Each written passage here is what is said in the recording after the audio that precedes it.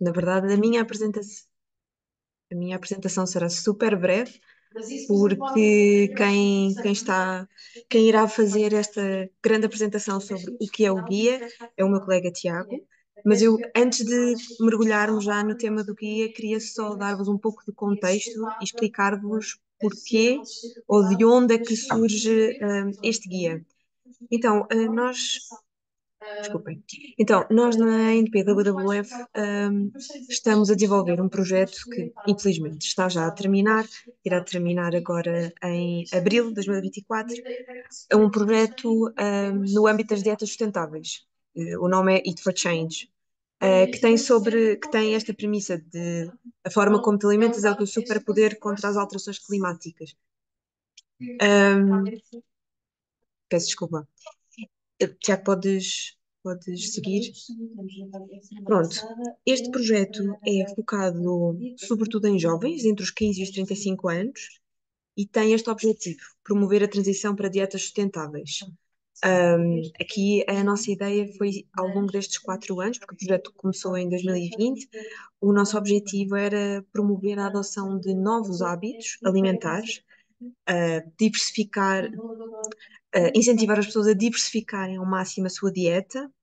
Sempre tivemos muito cuidado com as questões de eliminar ou não eliminar toda a proteína de origem animal da dieta, e sempre reforçámos a necessidade de diversificar ao máximo aquilo que consumimos. Pronto, este trabalho foi feito de que forma? Muito contacto com os jovens, entre os 15 e os 35 anos, portanto temos aqui vários segmentos que foram sendo trabalhados de diferentes formas. Um, Tentámos trabalhar também com produtores e retalhistas para que estes melhorassem as suas práticas, e também trabalhando para criar um ambiente político favorável. Fizemos bastante trabalho com workshops com os municípios, para que nas contratações públicas sejam incluídos os critérios da sustentabilidade e não seja apenas o preço. Já podes. Este é um projeto que não está a ser implementado apenas em Portugal, ele é sobretudo um projeto europeu, mas tem também dois parceiros fora da União Europeia, a Argentina e o Brasil. Estes dois parceiros estão mais focados nos impactos sobre a desflorestação. Um, Na Europa, na União Europeia, são sobretudo países que têm escritórios da WWF. Um, E pronto, como vos disse, este projeto começou em 2020, o primeiro ano foi complicado, devido à pandemia, portanto houve uma série de atividades que tiveram de ser reprogramadas, mas infelizmente irá acabar agora em abril. ahm, e pronto, acho que agora que já têm este contexto, acho que já conseguem perceber de onde é que surge este guia de consumo de proteína, que o Tiago vai então agora apresentar. Ah, desculpem, eu esqueci-me, então queria só dizer-vos também aqui este conceito de alimentação sustentável, que é um conceito que nos perguntam muito quando nós falamos em adquirirmos hábitos alimentares mais sustentáveis. Muitas vezes as pessoas ficam, mas ok, mas o que é uma alimentação sustentável? Porque as pessoas conseguem perceber o que é uma alimentação saudável, isso já está, quer dizer, percebem, mas nem toda a gente cumpre, obviamente, mas é um, é um conceito que as pessoas já interiorizaram. No que toca à sustentabilidade é tudo muito disperso, há muitas informações. Então, esta é a informação em que nós nos baseamos. São padrões de consumo com benefícios tanto para a saúde humana como para o planeta. E são baseados em ingredientes saudáveis e sustentáveis, produzidos dentro dos limites do planeta e são adaptáveis aos contextos locais. Só para contexto, como vos disse, este projeto está a ser implementado em vários países. Um, Todos estes países têm uma abordagem diferente. Posso dizer-vos que na Finlândia e na Suécia a comunicação é toda direcionada para as dietas vegetarianas. Aqui em Portugal, França, Grécia, não foi esse o caminho que nós adotámos. Nós falamos sim em diversificar ao máximo alimentação. Um, e exatamente neste terceiro ponto, nós falamos muito na redução de consumo excessivo de alimentos de origem animal, e privilegiarmos então os alimentos de origem vegetal para não colocar aqui nenhuma produção em pressão. Pronto, e agora sim, passo ao Tiago. Antes de passar ao guia de proteína propriamente dito, que na verdade é um estudo, entre outros, produzido por este projeto, que basicamente usa a evidência científica para produzir recomendações e para depois se desenvolverem as atividades que estão linkadas ao projeto. Vou fazer um pequeno enquadramento só aqui dos impactos globais da alimentação, tanto em termos de saúde humana como da saúde do planeta. Nós sabemos que a forma como nos alimentamos, a nossa má alimentação, é a principal causa de morte. Nós temos uma em cada três pessoas que sofre de excesso de peso ou que se encontra obesa, que é um número muito superior àquele que neste momento temos em termos de pessoas com fome subnutrida, apesar de ser preocupante ainda assim. Na Europa, esse número é até superior, sabemos que quase 60% dos europeus, por exemplo, têm excesso de peso. Depois, existem outros problemas relacionados com a nossa saúde. Sabemos, por exemplo, que é risco crescente de futuras zoonoses, principalmente pela conversão de áreas naturais que são convertidas em áreas de produção agrícola e aumenta, por isso, a interação entre os animais selvagens e os animais domésticos, e entre estes e os humanos, portanto, são, no fundo, vetores de doenças que depois aumentam os nossos riscos de contrair doenças a partir dessas zoonoses portanto, consequentemente, depois aumenta o risco também de futuras epidemias e até de pandemias, como esta que assistimos do Covid. Em termos de impactos no planeta, Francisca já tinha referido, a nossa alimentação é responsável por cerca de 30% da nossa pegada ambiental. Indo mais ao detalhe, nós sabemos que é responsável por cerca de 80% da desflorestação, quase 30% de emissões de gases de efeito de estufa, é responsável pela maior parte da perda de biodiversidade, tanto terrestre, cerca de 70%, como em água doce, 50%, e sabemos também que a maior parte das áreas agrícolas estão em degradação, cerca de 52%. Olhando aqui para o detalhe do uso da terra, da área que nós precisamos para produzir alimentos, sabemos que de toda a terra habitável, que é o que é representado aqui por esta barra laranja, 40% é dedicada à produção alimentar. E destes 40%, 84% são dedicados à produção de alimentos de origem animal, 82% a corresponder a carne e laticínios. Agora, o que é curioso ver é que estes produtos de origem animal apenas nos contribuem, ou permitem contribuir com uma pequena parte daquilo que é o nosso fornecimento diário de proteínas e calorias. Portanto, fornecem cerca de 18% de calorias e 37% de proteínas, o que mostra que nós nos alimentamos de forma muito ineficaz, porque precisamos de muita área para produzir alimentos que, na verdade, pelo menos em termos de calorias e proteínas, nos fornecem menos do que nos poderiam fornecer os alimentos de origem vegetal. Olhando também em detalhe para aqui as emissões de gases de efeito de estufa da nossa alimentação, os produtos de origem animal continuam, portanto, aqui a ser a maior fatia das nossas emissões. É curioso ver que, por exemplo, o transporte, que muitos associam erradamente a uma grande fatia dentro dessas emissões, na verdade, corresponde a 6%. Ou seja, o transporte global de alimentos apenas corresponde a 6% da nossa alimentação. E nós vemos, por exemplo, que em várias políticas públicas nacionais, o transporte é apontado como uma das prioridades em termos ambientais a intervir, a intervencionar, não é? Para diminuir a pegada, quando na verdade, pelo menos globalmente, não é assim tão relevante.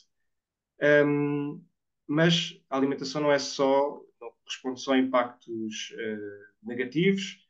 nós acreditamos, e temos evidências científicas disso, aliás, de que podemos mudar a forma como consumimos e produzimos para, no fundo, combater aqui algumas crises, restaurar a natureza, combater a crise climática, combater a crise de biodiversidade, que não é tão falada, mas é tão preocupante ou mais até do que a crise climática, e a forma como nós entendemos que isso deve ser combatido é pensando em três pilares essenciais, que são neste caso, alimentar.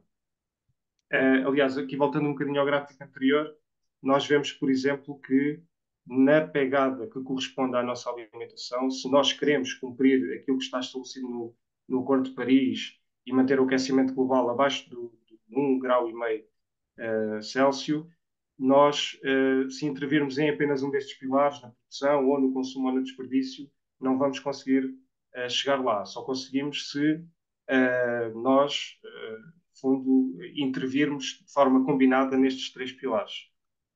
Há bastante evidência científica disso. Aqui, neste slide, é apenas uma ilustração daquilo que nos diz um dos estudos, que neste caso é o roteiro exponencial das soluções naturais para as alterações climáticas, que aponta os sistemas alimentares como o grande potencial para mitigarmos aqui as alterações climáticas, neste caso em 80%. Portanto, do que se pode fazer em termos de soluções naturais para combater as alterações climáticas, 80% dessas soluções estão de alguma forma ligadas aos sistemas alimentares. Passando agora em concreto para o guia de consumo de proteína, Era carne, não era? este, este guia teve como base um estudo que foi desenvolvido pela Joana Canelas, a nossa consultora à altura, e que, na verdade, foi baseado em estudos já existentes em vários escritórios, aliás, foram desenvolvidos por vários escritórios da WWF, portanto já existem outros na Europa, e nós tentámos seguir um bocadinho aquela metodologia já seguida por outros países, com eventuais ajustes que foram necessários, atendendo ao nosso contexto nacional. O objetivo era depois obtermos não só uma melhor informação sobre aquilo que são os reais impactos da produção de proteínas em Portugal, mas depois também resultar neste produto final que é o guia de consumo, ou seja, um guia dirigido aos consumidores para dar aqui algumas orientações e algumas noções também sobre o que é que são os impactos portanto, dar orientações sobre o que é preferível consumir e que corresponde a proteínas de menor impacto. Portanto, aqui o nosso objetivo com este estudo foi, no fundo, analisar e comparar o desempenho ambiental de várias proteínas, tanto de origem animal como de vegetal, disponíveis no mercado em Portugal. Ou seja, tivemos em conta não só aquilo que foi produzido nacionalmente, mas também aquilo que foi importado de outros países. E quisemos olhar para três dimensões diferentes de impacto ambiental: a biodiversidade, a pegada climática e o uso de pesticidas. E quisemos também, para além disso, olhar para diferentes modos de produção. Portanto, considerámos modos de produção, no caso do pecuário, extensivo e semi-extensivo, e depois o convencional, o intensivo e a produção biológica. No caso dos vegetais, comparámos entre a produção convencional e biológica. Começámos por fazer uma caracterização do consumo em Portugal. Trabalhámos os dados do INE. Aliás, isto não nos dá-nos uma medida imperfeita daquilo que é o consumo, porque, na verdade, até está errado no gráfico, isto não é consumo efetivo, mas sim disponibilidade de proteínas no mercado português. E olhando aqui para este quadro desde há 40 anos atrás, vemos que algumas das carnes, o consumo ou a disponibilidade se manteve mais ou menos constante. No caso dos suínos e das aves de capoeira, tem até havido um aumento bastante acentuado de disponibilidade alimentar, o que leva a crer que, portanto, há um consumo de facto, há uma procura gradual por este tipo de proteína animal. E sabemos que de facto nós consumimos em demasia carne ou outros produtos de origem animal em relação àquilo que é recomendado em termos de saúde. Depois do estudo e da análise de impactos ambientais efetuada, produziu-se então este guia, que tentámos que fosse o mais simples de interpretar possível e, portanto, recorremos aqui a uma série de simbologias. Primeiro, estas bolinhas aqui para, no fundo, ilustrar aquilo que é o nível de impacto para cada uma destas três categorias, os pesticidas, pegada climática e impacto na biodiversidade, e depois fizemos uma avaliação global, atendendo a estas três componentes, três categorias de impacto, uma avaliação global do desempenho para cada um das fontes de proteína em particular. E usámos estes símbolos aqui, que vocês veem das mãos, das mãozinhas, do Evita, que corresponde ao pior desempenho ambiental, passando pelo Repensa, escolha razoável, à melhor escolha, que será aquele que tem menores impactos ambientais no global. Só para vos dar aqui alguns exemplos, depois podem consultar este guia e o relatório técnico no nosso site, mas isto serve só para dar aqui alguns exemplos, para mostrar que há aqui, de facto, muitas variações, até mesmo dentro da mesma categoria de proteína animal ou vegetal. Portanto, há aqui níveis de impacto diferentes, consoante a categoria de impacto e consoante o modo de produção. Aqui temos, por exemplo, representado o do suíno, em que vemos que, por exemplo, a produção convencional é de evitar, porque tem elevados impactos, nomeadamente na biodiversidade, os pesticidas e também na pegada climática. A produção biológica já tem menores impactos e consideravelmente aqui relativamente ao uso de pesticidas e também ao impacto na biodiversidade e, portanto, já consideramos uma escolha razoável.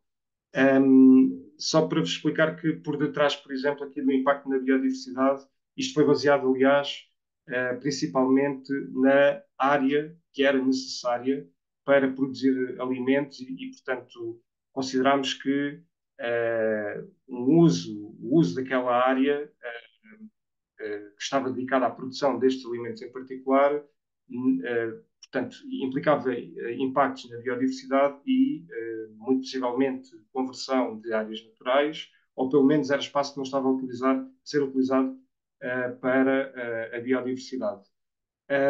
E verificámos que, principalmente, os ruminantes tinham um maior impacto na biodiversidade porque requerem maior área, e isto não se deve só à área que os próprios animais ocupam, muitas vezes até estão estabulados e, portanto, não ocupam assim tanta área, deve-se mais sim à produção alimentar que é depois utilizada para a produção, para a alimentação animal. Tiago, Sim, sim. desculpa, fazer o meu papel. Tens que terminar, Ok, está bem? peço desculpa. Depois aqui o leite de vaca, isto é para vos dar um exemplo, que nem todos os alimentos de origem animal estão assim tão mal classificados. Verificámos que o leite de vaca, por exemplo, biológico, tinha até reduzidos impactos. Em termos de proteínas vegetais, em geral, de facto, eles têm melhor desempenho, mas nem em todos os casos. Por exemplo, aqui as amêndoas, e acontece um pouco também com todos os frutos secos, há aqui alguns maus resultados, nomeadamente na produção convencional. Isto deve-se ao facto também de estarem associadas a maior áreas de produção e, portanto, terem maiores impactos na biodiversidade. Isto é só um resumo aqui de algumas conclusões gerais a que nós chegamos e que, no fundo, são que importa-nos não só saber aquilo que comemos, mas principalmente, e é isso que é mais determinante em termos de impactos ambientais, de onde vêm e, sobretudo, como são produzidos. Portanto, o modo de produção aqui é essencial para nós percebermos, ou é determinante na forma como, do que resulta em termos de impactos ambientais. De forma geral, os produtos de origem vegetal têm melhor desempenho ambiental. Na produção pecuária, os que têm melhor resultado são os de produção biológica ou extensiva, e depois os queijos não estão assim tão bem classificados. Os ovos, o leite de vaca, cabra e ovelha, os de produção biológica são algumas das escolhas razoáveis em termos de proteína animal. Algumas recomendações que podemos retirar deste estudo, e não só, da evidência de toda a informação de estudos científicos que temos em volta dos impactos ambientais relacionados com a alimentação, nós recomendamos que portanto, se deve intervir nos ambientes alimentares de modo a aumentar a disponibilidade e acessibilidade a fontes de proteína sustentável. As dietas sustentáveis é um tema que não é muito o foco de atenção por parte das políticas públicas a nível nacional. Basicamente só se fala de dieta mediterrânica, não existe este entendimento, não existe um entendimento claro sobre o que é que são dietas sustentáveis e, portanto, não são promovidas políticas públicas em torno desse tipo de dietas. Faltam incentivos públicos e privados à diversificação na produção e no consumo de proteínas e portanto, aqui diversificação, quando nós pensamos em consumo, é muito relevante porque ao diversificarmos o nosso consumo, estamos também a obrigar à diversificação na produção e, por diversificação, eu não penso só naquilo que já existe. Faltava também incluir variedades que até se deixaram de utilizar e que neste momento só existem em bancos de sementes e que, porventura, até já conferem vantagens em relação a outras variedades mais utilizadas comercialmente, por exemplo, por serem mais resilientes às alterações climáticas. Portanto, teria que haver uma aposta maior nessa diversificação na produção. Defendemos cadeias alimentares mais transparentes e maior rastreabilidade.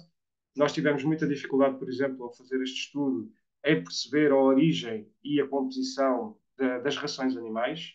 Não tínhamos informação praticamente nenhuma.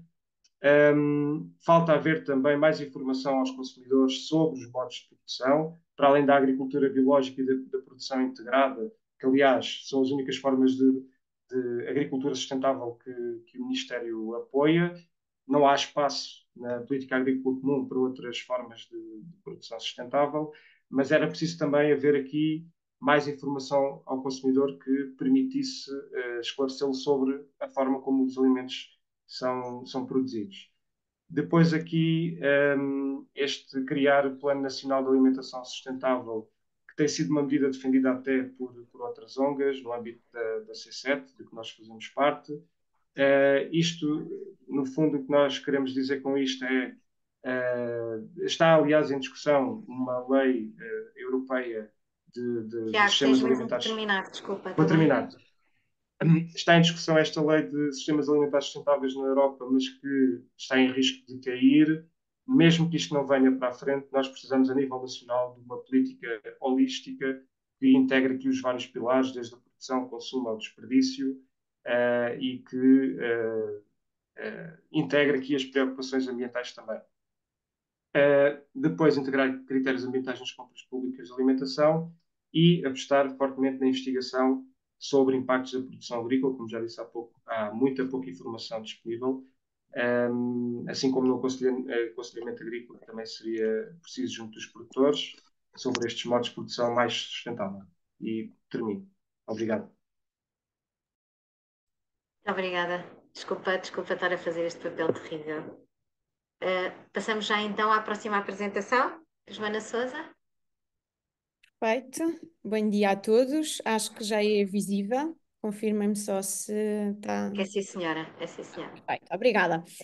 Muito bom dia a todos. Antes de mais, muito obrigada pelo convite para poder aqui estar e felicitar, obviamente, a organização pela iniciativa, porque, sem dúvida, é um tema emergente, é um tema num contexto de saúde pública muito relevante e eu tentarei trazer aqui um bocadinho a perspectiva nutricional e aquilo que pode ser, dada a realidade, um bocadinho no confronto entre aquilo que é a recomendação e aquilo que é a realidade, de que forma é que, do ponto de vista alimentar e nutricional, podemos também auxiliar e combater aqui um bocadinho esta necessidade de transição proteica muito centrada naquilo que é a realidade do consumo da proteína animal versus proteína vegetal versus necessidade.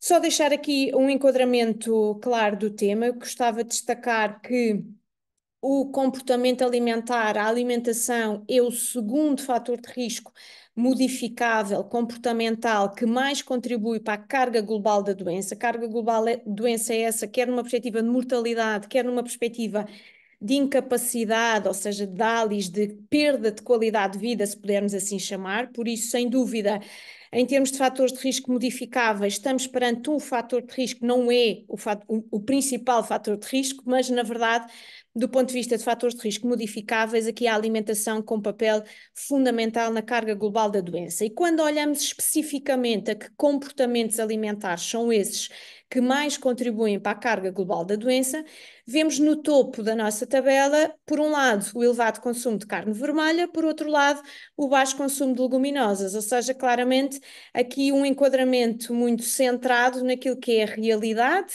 na relação alimentação e saúde e, obviamente, aqui muito presente a potencial necessidade e emergência de uma transição nutricional, tendo em conta aquilo que é o efeito destes comportamentos alimentares na carga global da doença. Quando eu falo aqui, falo especificamente neste contexto em relação à perda da qualidade de vida, ou seja, os chamados DALIs, à incapacidade, mas aqui já falamos especificamente em relação à mortalidade, em que vemos o elevado consumo de carne vermelha a ganhar posição, é o fator de risco alimentar que mais contribui para a mortalidade, e o baixo consumo de leguminosas mais ou menos ao mesmo nível, quer ao nível da mortalidade, quer ao nível da incapacidade. Por isso, sem dúvida, do ponto de vista alimentar / nutricional, temos aqui uma realidade nacional que temos que estar muito atentos e que temos que agir emergentemente neste sentido. Qual é a realidade em Portugal em termos de consumo proteico?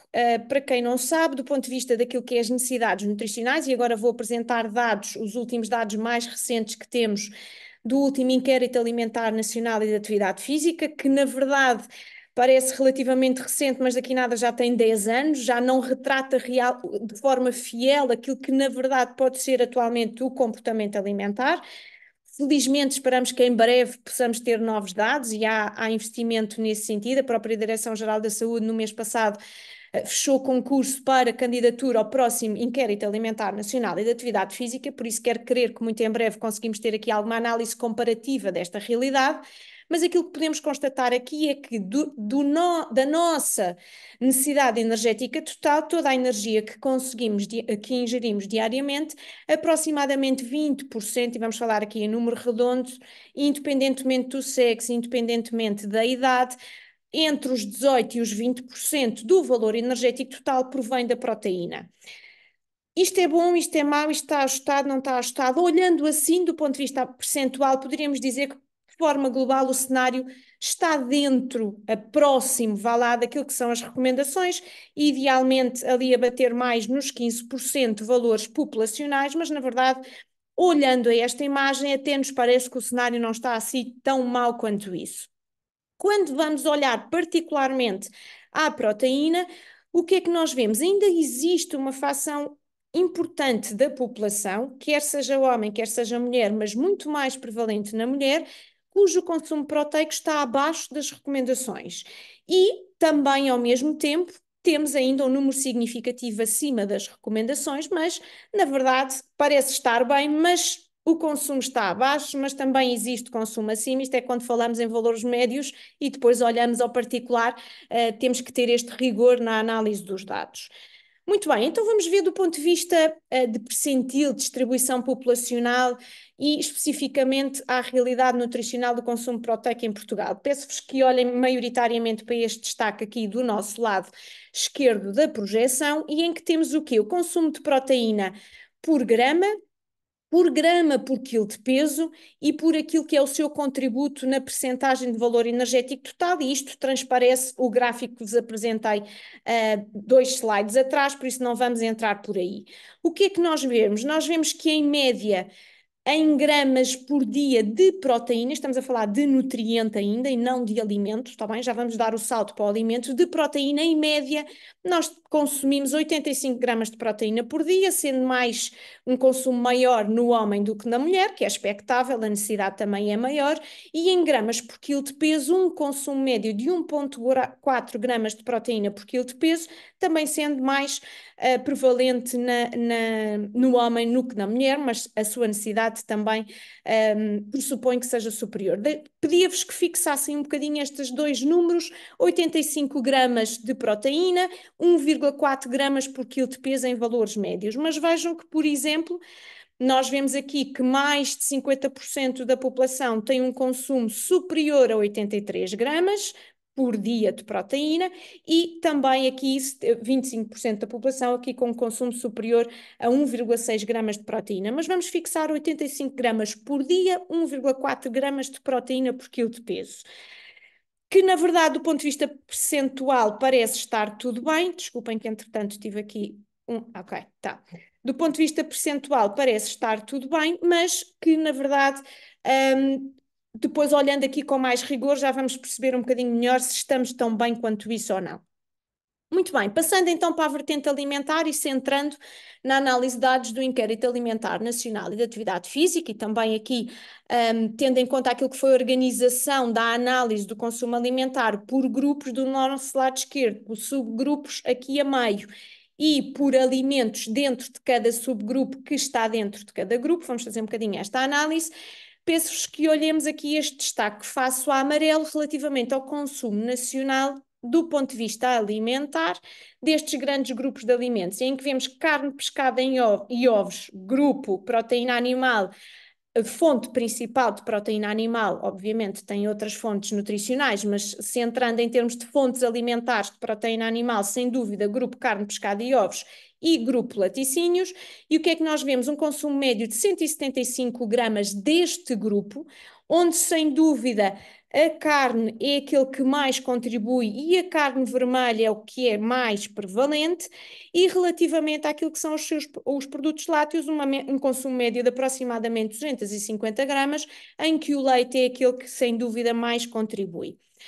Ao invés, dando aqui o destaque para a proteína vegetal, as leguminosas, nós vemos um consumo médio de aproximadamente 20 gramas, e vamos tentar ter aqui um bocadinho estes números dentro da nossa cabeça, mas na verdade o grande destaque, se nós somarmos aquilo que é a fonte alimentar entre carne, pescado e ovos e produtos lácteos, do ponto de vista de volume alimentar diário, tem um peso consideravelmente maior face àquilo que são as leguminosas, mas já vamos ver de seguida o seu peso face às recomendações. O que é que eu quero deixar aqui ainda presente, que é, analisando os ditos grupos e subgrupos e o seu contributo, quer para a ingestão energética total, quer para a ingestão proteica, o que é que nós vemos? Vemos que estes dois grandes grupos de fonte proteica animal, carne, pescado e ovos e produtos lácteos, conforme vocês podem ver, contribuem quase com 30%, estamos ali a falar de 28%, 29%, para a percentagem energética total. Isto é bom, isto é mau, isto representa... Na verdade, ainda na intervenção anterior o Tiago dizia, bem, mas na prática isto tem um impacto grande, mas na prática isto só contribui com 30% da nossa necessidade energética. Mesmo assim contribui a mais, na verdade, porque a necessidade energética proveniente destes alimentos eventualmente deveria de ser menor do que aquela que na realidade é. Quando focamos particularmente em relação à proteína, claro que estes dois grupos destacam grandemente: carne, pescado e ovos. 2/3 da fonte proteica vamos buscar ao consumo alimentar diário a nível populacional em Portugal a este grupo de alimentos, e depois logo 2 lugares abaixo temos então os produtos lácteos ainda a contribuir aqui com este contributo para a ingestão diária de proteína. Mas não quero deixar de destacar dentro dos grupos os subgrupos, em que nos subgrupos que mais contribuem para a ingestão diária de proteína temos a carne, sem dúvida, a carne vermelha e a carne branca, em que temos aproximadamente 30% da fonte proteica dos diferentes subgrupos vai ser representada por carne vermelha e carne branca. Mas não quero deixar aqui também uma nota do ponto de vista nutricional e de impacto de saúde, na perspectiva dos ácidos gordos.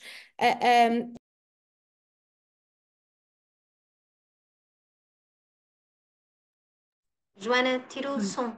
Tira o som. Desculpem, estava aqui a desviar uma coisa e tirei o som. O impacto na carga global da doença, em termos de gordura menos saudável, ácidos gordos saturados, na verdade, vemos aqui a carne vermelha, o queijo e o requeijão, uma vez mais centrado nestes grupos, com um impacto menos positivo neste consumo, aqueles que mais contribuem, e, ao mesmo tempo, na gordura trans, temos também aqui um destaque do ponto de vista de saúde relativamente a estes grupos. Mas porquê que isto acontece? Vamos deixar de comer isto?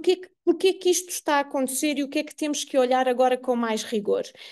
Eu vou centrar um bocadinho agora naquilo que são as recomendações nutricionais. E vocês veem do nosso lado esquerdo, na idade pediátrica até a adolescência, uma variação de consumo que vai entre 1,31 gramas de proteína por quilo de peso até aproximadamente 0,9 gramas aos 10 anos, sem diferença em função do sexo. E depois do nosso lado direito vemos as necessidades, as recomendações de consumo proteico diário, variando entre a mulher e o homem, dos 11 até à idade adulta, mas um adulto precisa em média de 0,83 gramas de proteína por quilo de peso por dia.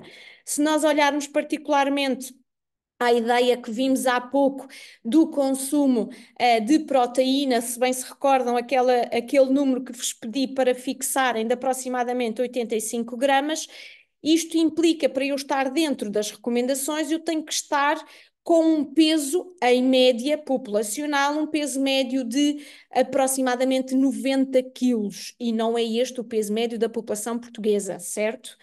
Muito bem, então do ponto de vista de recomendação alimentar,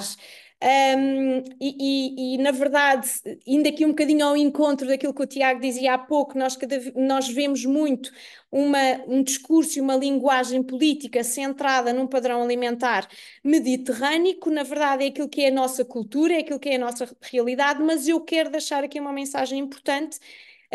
Concordo perfeitamente no alinhamento de darmos um enfoque aqui à sustentabilidade, mas um padrão alimentar mediterrâneo tem por si só associado a saúde, mas também a sua sustentabilidade, porque na verdade estamos a falar de um padrão alimentar mediterrâneo que é plant-based e que é, sem dúvida, do ponto de vista de impacto de saúde, o padrão alimentar mais estudado e para o qual nós temos resultados de evidência mais relevantes num ganho em termos de saúde. E do ponto de vista de recomendação e seguindo o critério das recomendações da dieta mediterrânica, dou destaque aqui estes 3 grandes grupos, que é o nosso foco do nosso tema de hoje, e em que sabemos o quê? Que lacticínios deve haver um consumo diário entre 2 a 3 porções, carne, pescado e ovos 1,5 a 4,5, leguminosas 1 a 2.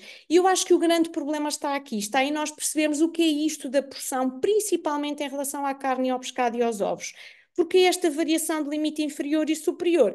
Porque, obviamente, isto é um modelo de educação alimentar que representa a necessidade de toda a população, desde os mais pequenos até os que têm uma necessidade energética maior, daí estes intervalos que aqui se referem. E na prática estamos a falar do quê? E vou dar aqui o destaque à carne, pescado e ovos. O que é uma porção de carne, pescado e ovos? Há muita ideia que uma porção é a dose que nós pomos no prato, e não é nada, porque muitas vezes nós estamos a servir num prato 3 ou 4 porções, conforme vocês podem ver aqui, carne, pescado e ovos, uma porção corresponde a aproximadamente 30 gramas de carne ou pescado, ou seja, um indivíduo para cumprir as recomendações no seu limite mais elevado, 4,5, deve consumir por dia, em média, no máximo 135 gramas de carne, pescado e ovos dentro deste grupo, ou seja, variando, obviamente, e não centrando apenas na carne. Por isso começamos a perceber aqui um bocadinho que, na verdade, temos um consumo substancialmente acima daquilo que são as recomendações. Centrando as Vou pedir recomendações... para ir terminando, está bem?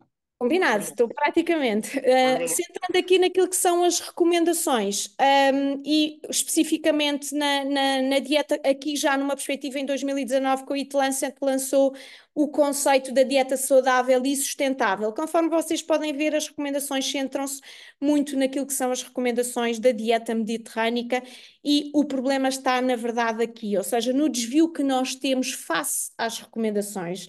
Do ponto de vista de laticínio, estamos 1/3 acima daquilo que é a recomendação. Tem uma recomendação diária de 18% de alimentos deste grupo, temos 24% de consumo, 6% acima. Relativamente à carne e pescado e ovos, uma recomendação de 5%, que é aquilo do lado esquerdo nos representa, e temos um consumo de 17%, ou seja, 3 vezes, superior a 3 vezes mais a recomendação. Nas leguminosas, na verdade, estamos a metade daquilo que são as recomendações. Por isso, sem dúvida, é emergente a transição, e aqui tento-vos mostrar exatamente esse destaque, o quão, independentemente daquilo que é a nossa referência, dieta mediterrânica, a Eat Lancet, face às recomendações, quer estejamos a falar, desculpem, ao consumo, quer estejamos a falar em NAF, quer estejamos a falar em disponibilidade, nomeadamente a última balança alimentar portuguesa, é sem dúvida o grupo dos laticínios e da carne, pescado e ovos, aqui com destaque maior, o desvio face às recomendações, em termos de elevadíssimo consumo, ao invés das leguminosas, um baixo consumo muito significativo. Por isso, se nada fizermos, o que é que isto vai acontecer? Vai acontecer com que a alimentação passa a ser o principal fator de risco modificável na carga global da doença, em particular na mortalidade em 2030. Por isso temos que fazer como? Desmistificando, temos que informar com rigor, temos que apostar sem dúvida naquilo que é o ambiente e naquilo que é o indivíduo, com dados concretos de que as porções, aquilo que é a equivalência entre grupos, a fonte proteica continua de igual forma, e do ponto de vista nutricional temos outro tipo de riqueza, nomeadamente fonte de fibra. Há barreiras, há oportunidades. Estou a terminar, lançaram-me um bocadinho o desafio: que entraves e que oportunidades é que podemos ter. Na verdade, é centrar naquilo que é a divulgação efetiva das recomendações, do desvio que temos de consumo face às recomendações. Eu acho que isto é a prioridade. É as pessoas terem real consciência que não estamos aqui a querer dizer e a ser radicais de que não ao consumo de carne, não é de todo isso. O consumo está substancialmente acima daquilo que é as recomendações. Por isso temos que inverter claramente, e por essa razão existe o Programa Prioritário de Promoção da Alimentação Saudável, que, quem sabe, não deveria ser revisto e chamar-lhe alimentação saudável e sustentável, e que aposta, e termino com este slide, com uma intervenção ao nível ambiental, ao nível individual, como missão para 2030, e tem objetivos muito concretos e metas a médio e a longo prazo relativamente àquilo que devem ser os indicadores neste sentido e aquilo que devem ser as práticas, e de que forma em concreto, por exemplo, reduzindo impostos sobre alimentos saudáveis. Já há caminho neste sentido, é suficiente ou não? É difícil termos respostas para isso, mas está em cima da mesa, é uma prioridade política, por isso, sem dúvida, que eu acho que estamos no caminho certo, passo a passo, mas eu acho que aqui a componente ambiental e individual, eu diria que é o foco em termos de literacia, é fundamental tornar consciente esta realidade e isto poder alterar comportamentos. Muito obrigada pela vossa atenção. Muito Desculpem. obrigada, Joana. Muito obrigada. Não, são muitos assuntos. Estamos a trazer muitos temas para cima da mesa, muita problemática, e, portanto, é normal. Eu vou pedir então ao Francisco para começar a sua apresentação e relembrar que, se quiserem ir colocando as questões no chat, depois, quando for um momento de debate, nós vamos resgatar essas questões ao chat, está bem? Obrigada, Francisco. Obrigada, Então, bom dia a Joana. todos. Bom dia, não vou perder muito tempo e vou começar a fazer já a apresentação. Vai ser uma apresentação muito prática, mas antes gostaria só de, durante aqui o nosso webinar, já ouvimos a palavra holístico várias vezes, e para termos uma visão verdadeiramente holística é preciso contextualizar. E gostaria também de dizer que a carne vermelha, quando ouvimos carne vermelha, quando ouvimos vegetais, qualquer produto alimentar, temos que contextualizar. A carne vermelha não é toda igual, nem toda tem o mesmo equilíbrio de ácidos gordos, nem toda tem o mesmo valor nutricional, tal como os vegetais, o peixe e por aí fora. Mas pronto, vou começar aqui a apresentação. Peço desculpa. Não sei o que é que está a passar. Nós estávamos a ver, mas não estávamos a ver avançar. É exatamente isso, não percebo porquê.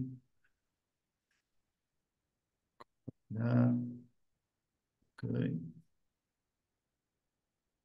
Agora não estamos a ver em modo apresentação. Agora, Já está, perfeito. E pronto. Vamos começar por aqui, que são os princípios da agricultura regenerativa. Eu peço desculpa que está em brasileiro, mas foi de outra apresentação e não tive tempo de fazer alteração. Mas o importante aqui é percebermos que há outros tipos de produção que são possíveis. O que nós fazemos na nossa exploração é uma agricultura que respeita estes princípios de agricultura regenerativa e vou passar só aqui a enumerá-los para termos todos consciência do que são estes princípios. Vou começar por este lado. Integração de pecuária no sistema, ou seja, estes princípios de agricultura regenerativa, e mais à frente vamos perceber porquê, defendem que sempre que possível a pecuária num sistema é sempre benéfica para o sistema.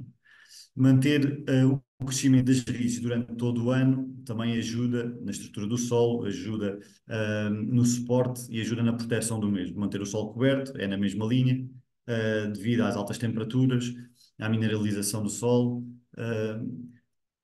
acabar com a.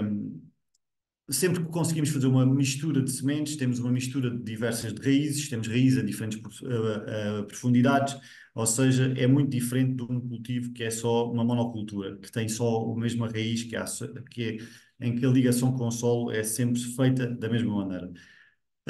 Sempre que possível também não efetuar mobilizações de solo, não fazer reviramento de leiva, não desestruturar o solo, estamos a matar toda a microbiologia, estamos a expor toda a camada superficial do solo ao ar, mas vamos ver mais à frente tudo isso na prática. E aqui o mais importante, por isso é que deixei para o último, que é o contexto. O contexto, se nós não entendermos o contexto, onde estamos a trabalhar, o que é que queremos fazer, qual é o nosso objetivo, nunca vamos conseguir respeitar estes princípios da melhor maneira.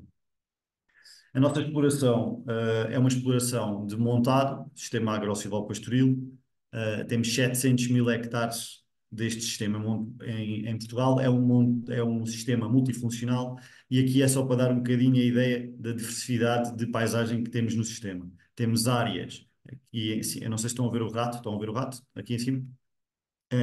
A setinha do rato, temos áreas aqui em cima muito fechadas, de floresta, com sobreiros e azinheiras, com muita densidade de árvores novas. Temos estas zonas que usamos alguma irrigação, não temos água para o verão, mas ajuda-nos a prolongar um bocadinho a primavera ou a antecipar um bocadinho o outono. E temos mais algumas áreas aqui, junto de linhas de água, que também nos permitem fazer algumas culturas. Isto só para explicar que quando falamos de montado é um sistema muito diverso e muito rico em recursos naturais. Neste momento estamos a trabalhar com 4 espécies naquela paisagem, é preciso entender que aquela paisagem tem muita potencialidade e o que nós decidimos foi quais são as ferramentas, quais são os animais que nos vão ajudar a baixar custos de produção e a ter uma eficiência na conversão dos recursos naturais nas espécies com que produzimos. E neste momento estamos a trabalhar com o porco alentejano, a cabra serpentina, o merino preto, são raças autóctones, e nas vacas, a raça mortelenga cruzado com angus.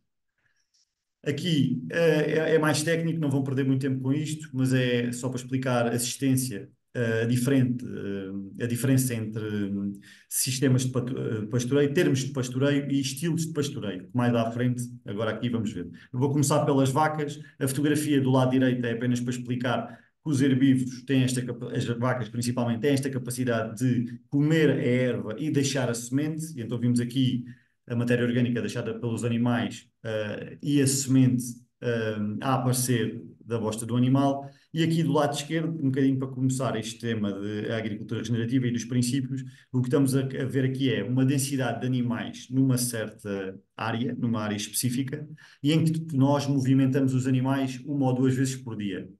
Fazendo o quê? Fazendo com que os animais comam a pastagem toda uniforme, concentram a matéria orgânica no solo e estamos a dar um vazio ao resto de toda a exploração. Imaginem uma pessoa que pode ter 100, 200 hectares, aqui estamos a utilizar, para terem noção, 200 vacas em 0,3 hectares e o resto, como estão a ver à volta, está tudo em descanso.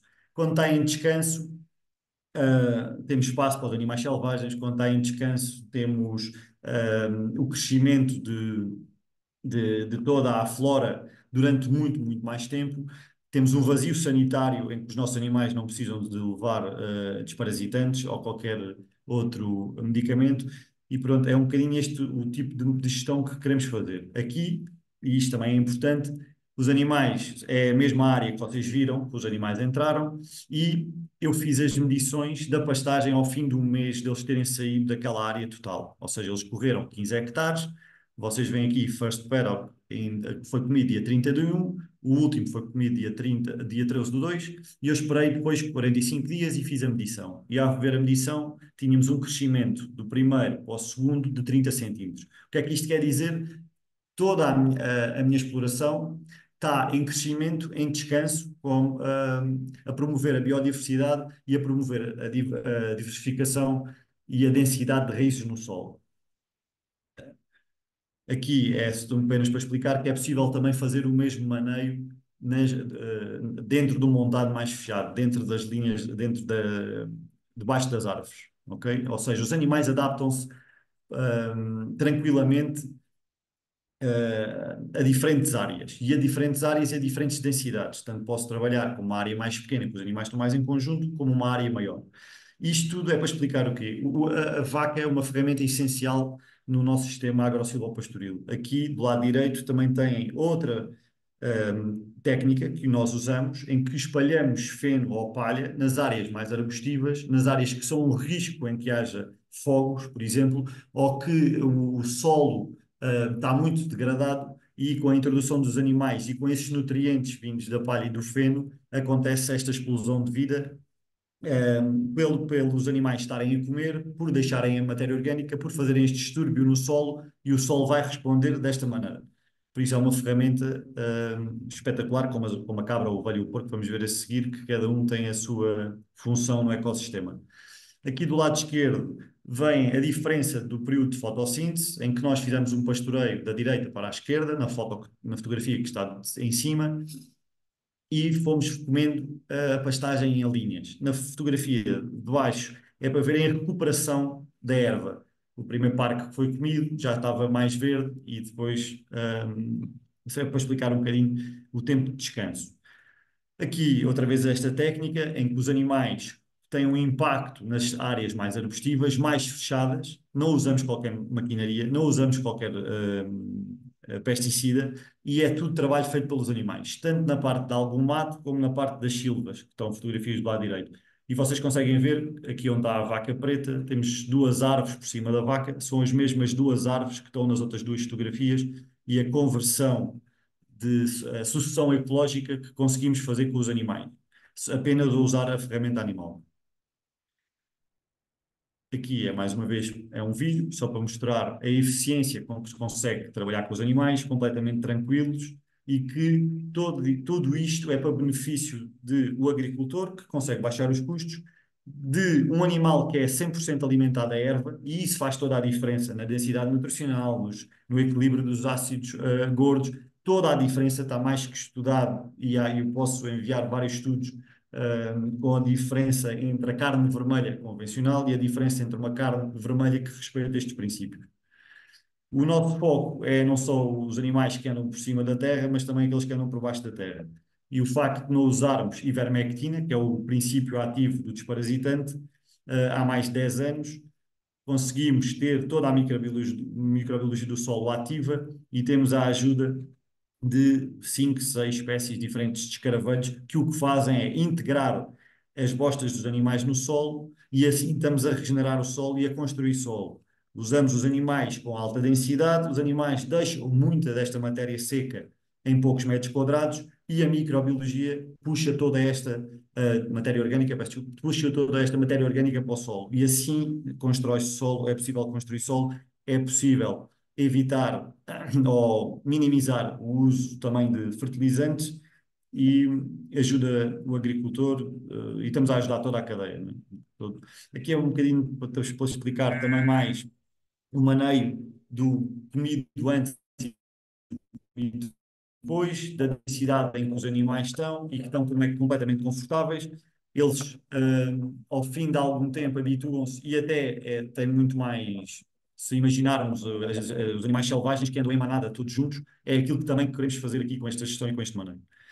Perdemos 12.000 hectares de montada em Portugal por ano, e as pessoas dizem que a culpa é das alterações climáticas ou é dos animais. Não, mas não é, dos animais não é. temos árvores novas e podem haver muitas árvores novas com vacas. Há uma frase que dizemos muitas vezes que é "It's not the cow, it's the how". E o que se passa é que, por haver uma má gestão, por haver más práticas no montado, as pessoas tiram os animais do montado. Ao tirarem os animais do montado, com medo dos fogos, começam com más práticas que tal como gradar o solo. Ao gradar o solo é um princípio de erosão, é um princípio de corta-se, além de se cortar as raízes das árvores, há erosão no solo.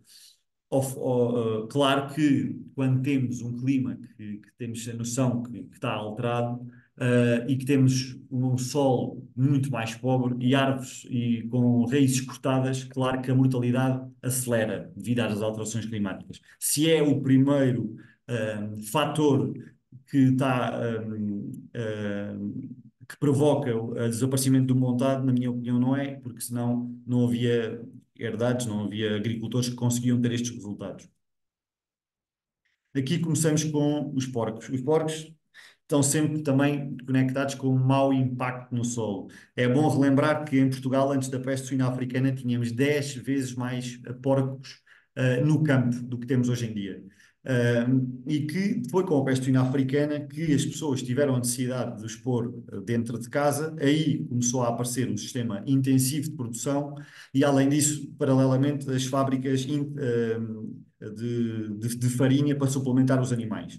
O que nós tentamos fazer é voltar um bocadinho àquilo que era antigamente, com mais conhecimento e mais ciência que nos ajuda. Todos os nossos animais estão no campo e todos os nossos animais são alimentados a erva e com misturas de leguminosas e vegetais que os ajudam a ultrapassar a fase do ano.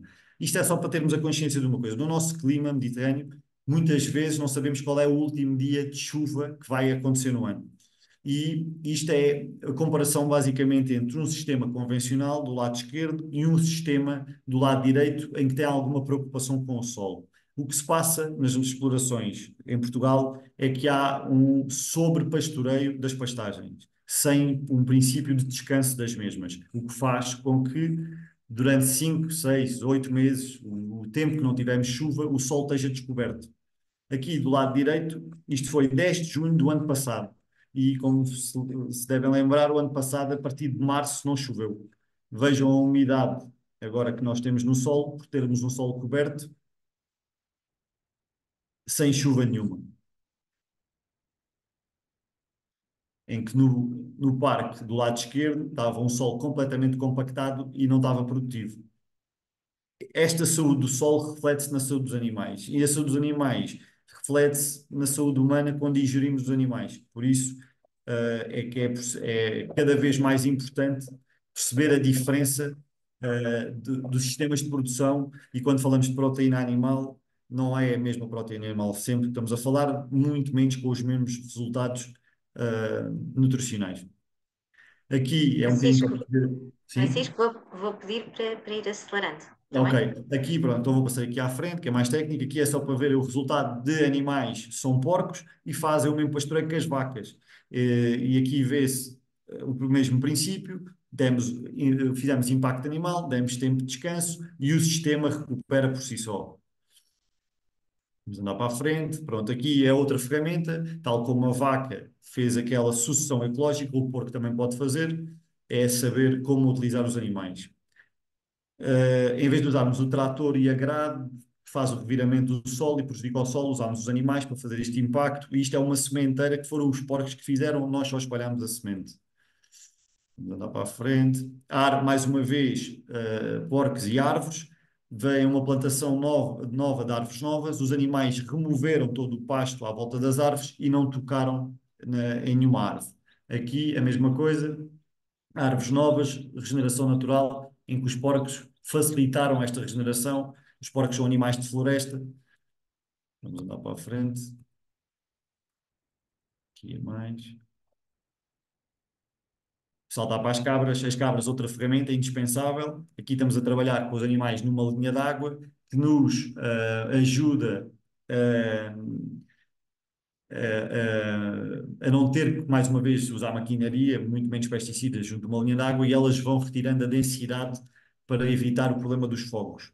mais uma vez, estamos a criar uma coisa que era um problema numa solução. Estamos a transformar quilos de matéria seca, que em que íamos gastar dinheiro, em quilos de carne, e numa carne 100% alimentada com pastagem e espécies arbustivas, que não vai ter o mesmo resultado de que outras, de outros do sistema de produção. Pronto, vamos andar para a frente. Aqui é só para ver, que este filme acho que é interessante, só para ver o trabalho desta espécie, que é muito eficiente.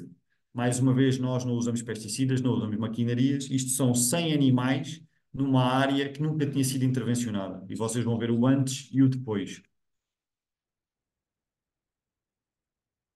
E está mesmo depois a acabar.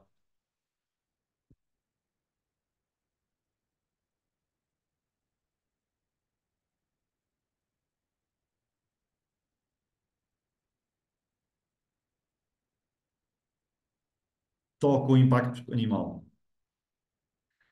Vamos andar para a frente. As ovelhas, nós começámos porque sentíamos a necessidade de algumas áreas em que os porcos só comem erva verde, não comem erva seca, e então, com o risco de termos alguns incêndios no verão, mais uma vez, o mesmo foco, o mesmo princípio, tentar criar uma solução de um problema e, depois de movermos os porcos, vêm as ovelhas que transformam esta matéria seca também em quilos de carne. E pronto, e vou terminar só dizendo que a nossa exploração tem alguns estudos feitos. No caso da biodiversidade, temos todos os dados de medição durante 2 anos e descobriram que, por exemplo, temos um morcego e um pássaro que estava em vias de extinção. Também temos toda a monitorização dos créditos de carbono e, como vocês viram, temos um sistema agro-silvopastoril com 4 espécies animais, em que o nosso foco é transformar estes recursos naturais em quilos de carne, numa carne que tem uma pegada ecológica positiva, não é neutra, é positiva, e temos dados que comprovam isso, e além disso, no consumidor final, que nós vendemos muita carne diretamente para consumidor final, sabem perfeitamente aquilo que estão a consumir. Estamos agora também a terminar um estudo de avaliação nutricional da carne, das diferentes espécies que temos, mas como disse, já há vários estudos feitos noutros países com este tipo de agricultura, respeitando estes princípios, em que, tal como os vegetais, em que há estudos que provam que uma cenoura, para comermos a mesma cenoura, a variedade nutricional que tem, é preciso comer do convencional 20 ou 30 cenouras do que uma cenoura que seja produzida com solo vivo e respeitando estes princípios. E a carne é exatamente o mesmo. E pronto, estou aberto a algumas questões, Obrigada, se Francisco. quiser, e peço Já desculpa se estão. ultrapassei o Não, tempo. não faz mal, não faz mal. Vamos então terminar as nossas Apresentações, com a apresentação da Joana Oliveira, já há algumas questões no chat. Eu estou aqui a pôr um thumbs up para dizer que, sim, senhora, já estão registadas para depois para o momento de debate. Joana, força. Obrigada. Obrigada, Francisco. Estão a ver a apresentação, correto? Estamos, sim, senhora. Pronto, em primeiro lugar, eu gostaria, claro que o tema da minha apresentação é transição proteica e políticas públicas, mas acho que, acima de tudo, nós temos que falar de uma transição do sistema alimentar, até porque nós consumimos demasiada proteína, tal como a Joana Sousa também estava a referir, e, portanto, em primeiro lugar, eu gostaria de fazer este disclaimer em relação à necessidade de termos uma transição proteica e olhando, claro, numa perspectiva bastante macro e bastante geral daquilo que são as políticas que impactam o ambiente e a alimentação. Começando um bocadinho por falar contextualizar aqui o tema e vou tentar não repetir-me porque de facto falou-se aqui muito do impacto do sistema alimentar no ambiente e também o impacto da industrialização da alimentação. Nós, neste momento, produzimos demasiadas calorias vazias e, de facto, isto faz com que nós entramos aqui num processo de desnutrição da sociedade desenvolvida e tínhamos um sistema alimentar que contribui entre 26% a 30% da total das emissões de gases de efeito de estufa.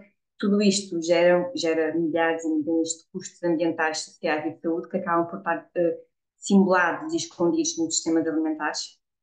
E, portanto, também nós temos aqui um problema grave de biodiversidade, perda de biodiversidade. Portanto, o ecossistema alimentar é considerado atualmente a principal causa de impacto a esse nível. A pegada ecológica em Portugal, o consumo de alimentos em Portugal, de facto tem um peso enorme nessa mesma pegada, contribui para 30% da pegada ecológica no seu conjunto, mais do que os transportes e o consumo energético. Nós vendo aqui este estudo do qual participaram investigadores da Universidade de Aveiro, é bastante interessante. Eu coloco aqui o gráfico, portanto, nós aqui conseguimos ver facilmente que os alimentos com maior peso na pegada ecológica é a carne, como já se falou várias vezes aqui, mas também o peixe. De facto, tal como a Joana toda referiu, nós consumimos 4 vezes mais carne do que o recomendado em Portugal.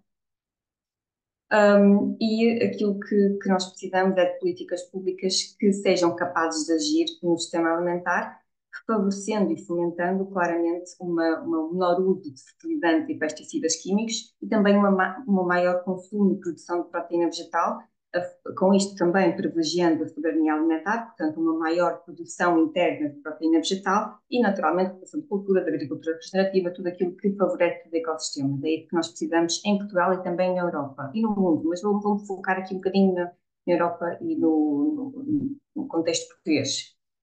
Pronto, começando falando então agora, vou entrar aqui vou ser bastante rápida, porque são tantas e tantas políticas, e no fundo, vou focar-me naquelas com mais impacto a nível da alimentação, se bem que nós temos, e vale a pena dizer isto, nós temos muito poucas políticas que realmente promovem esta tal transição proteica, entre aspas. A maior parte das políticas que nós temos são políticas ambientais ou políticas de saúde, que acabam por privilegiar a dieta mediterrânea, no caso da saúde, ou no caso do ambiente, maioritariamente se focam na transição energética e depois têm algum nível setorial a nível da agricultura, mas portanto eu vou de certa forma entrar aqui numa espécie de indicação das várias políticas e depois detalhe mais algumas em profundidade. Começando então com as políticas ambientais a nível global e na Europa.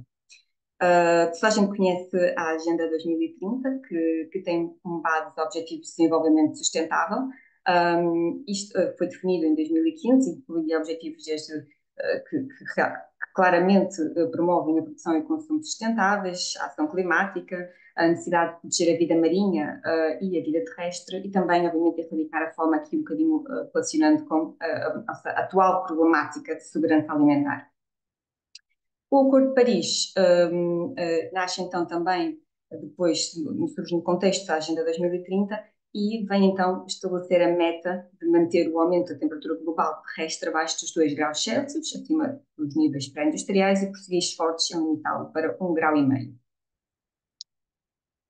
Na Europa, decidiu-se então o Pacto Ecológico Europeu, que pretende alcançar essa neutralidade carbónica, ou seja, ter emissões líquidas de gases de efeito de estufa zero até 2050, e surge no contexto de concretização também das metas da Agenda 2030, como referido, o Acordo de Paris. A Lei Europeia do Clima transforma em lei o Pacto Ecológico Europeu e estabelece então a meta digamos que é uma meta intermediária de reduzir as emissões líquidas de gases de efeito de estufa em 55% até 2030. Ainda que mais recentemente se tenha definido a meta de redução de 90% até 2040, e vale a pena referir que as projeções atuais pelas próprias agências ambientais da Comissão Europeia já acreditam que nós não vamos conseguir atingir essa meta de redução de 55% de gases de efeito de estufa até 2030, e portanto já há alguma projeção negativa nesse sentido, tal como muitos de vocês já estão a par. Depois temos o pacote Fit for 55, que agrega então as regras para o efeito. A estratégia do Prado ao Prato ficou bastante conhecida quando foi definida em 2020 por ser um plano pioneiro dentro do Pacto Ecológico Europeu, que finalmente, de uma forma inovadora, relacionou a alimentação com o impacto ambiental e também com as problemáticas de saúde pública, mas o que acontece é que, apesar do plano de ação original da estratégia do Prado ao Prato incluir 27 iniciativas, e depois até ter aumentado para 31 iniciativas, são iniciativas propostas, não eram vinculativas, A verdade é que mais de 2/3 das medidas provavelmente ficarão para trás, não serão concluídas, e temos aqui medidas muito importantes que já tinham a sua meta de concretização definida para 2023, que entretanto já ficaram, tal como o Tiago também disse, e vou referir medidas importantes que entretanto possivelmente não serão concretizadas. A estratégia do prado ao prato pretende, entre outros, reduzir a utilização de pesticidas, aumentar os métodos de agricultura, promover os métodos de agricultura sustentável, reduzir o desperdício de alimentos, nós desperdiçamos imenso em Portugal, incentivar hábitos alimentares mais saudáveis, fomentar a reutilização e as cadeias curtas, promover a rotulagem ambiental. Dentro da estratégia do prado ao prato, ficou conhecido, tal como o Tiago referiu, o quadro dos sistemas alimentares sustentáveis, que supostamente seria uma nova normativa que seria lançada no final de 2023 para definir, para fomentar a sustentabilidade em toda a cadeia de abastecimento alimentar, inclusive, especificamente se focava muito na rotulagem ambiental e nos critérios de sustentabilidade para as compras públicas, mas o Presidente da Comissão Europeia acabou por não mencioná-la quando mencionar esta normativa, quando apresentou o Programa de Trabalho da Comissão Europeia para 2024 e, portanto, permanece incerto a sua concretização. Depois temos o Regulamento de Antidesflorestação, que implementa regras relativas à importação e exportação dos produtos associados à deflorestação e à degradação florestal, incluindo, nomeadamente, produtos alimentares, como cálculos bovinos, cacau, café, óleo, palma e soja, altamente associados a problemas de desflorestação e consequências ambientais. Temos o Regulamento de Utilização Sustentável associado ao uso de pesticidas químicos. Este regulamento acabou este mês recentemente foi retirado por pressão dos agricultores, não aqui em Portugal especificamente, mas vemos aqui em Portugal os motivos dos agricultores são outros, mas lá fora vê-se realmente muitas manifestações relacionadas com este regulamento.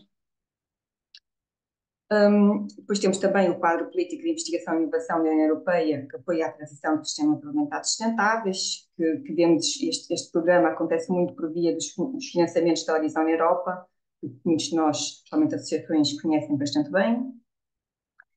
Temos a estratégia proteica, que foi revista no início do ano e que, de facto, como diz, esta sim se foca especificamente na proteína, mas, e de facto, mencionou-se a necessidade de aumentar a produção e o consumo de proteínas vegetais dentro da União Europeia, muito devido ao conflito na Ucrânia, que veio dar mais importância à necessidade da Europa ser autossuficiente em cereais e leguminosas. No entanto, esta estratégia acaba por não ser inteiramente colocada em prática. Já vamos ver o que é que pode estar a impedir isso, que é o Plano de Agrícola Comum, a PAC, o Plano Agrícola Comum, Política Agrícola Comum, e o Plano Estratégico Agrícola Comum, no âmbito dos Estados-membros.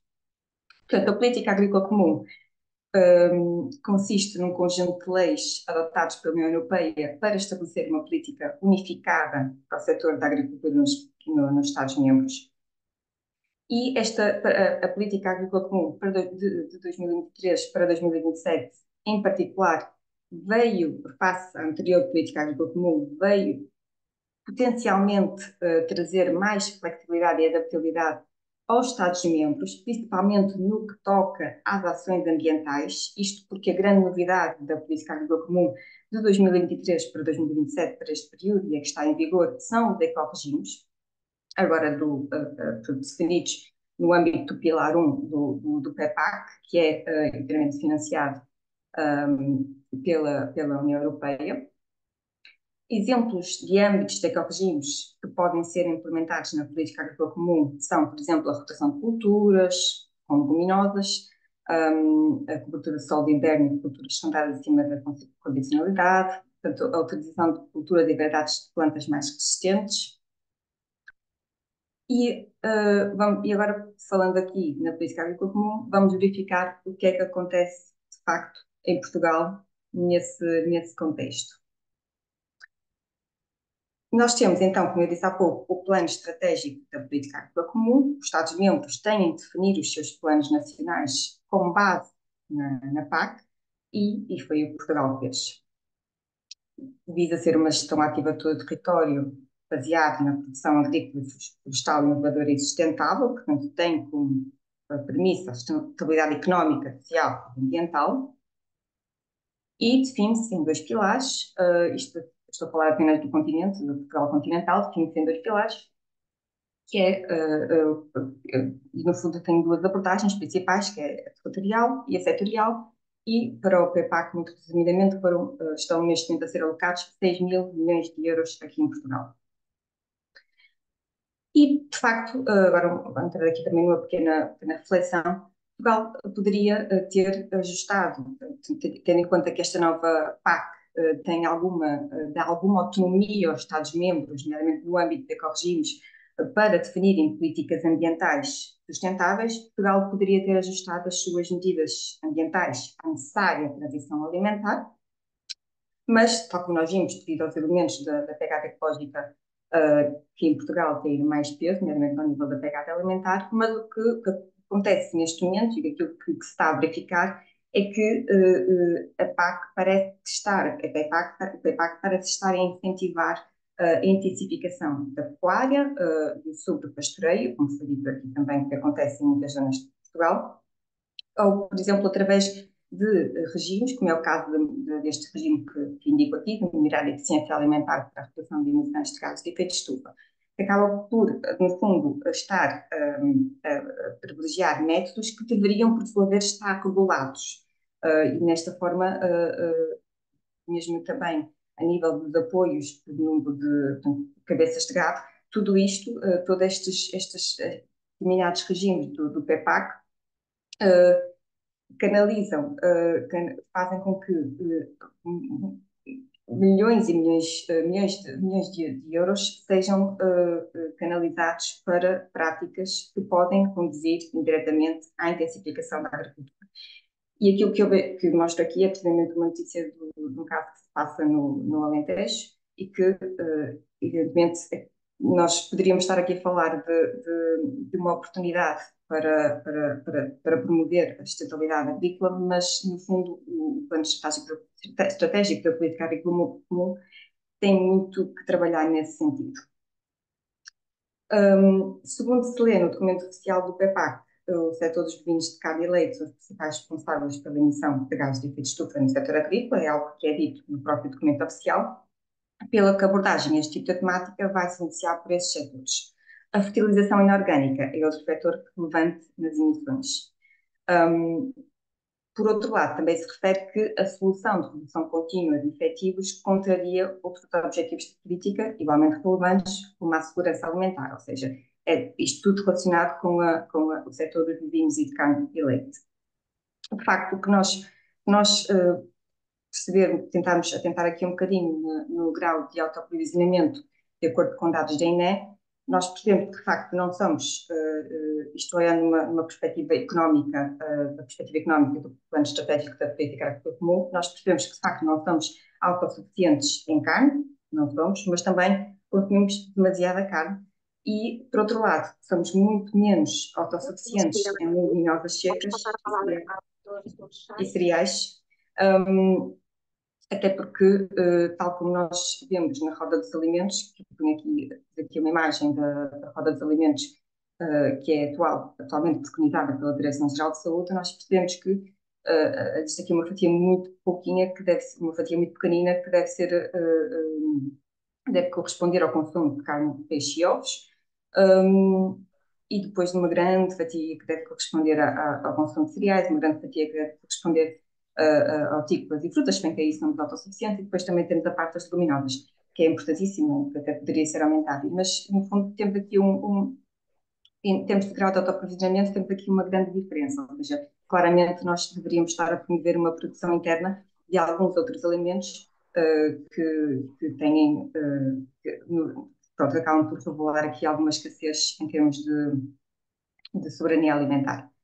Joana, eu vou pedir para Para ir acelerar? terminando, está bem? Sim, para acelerar, sim, o máximo.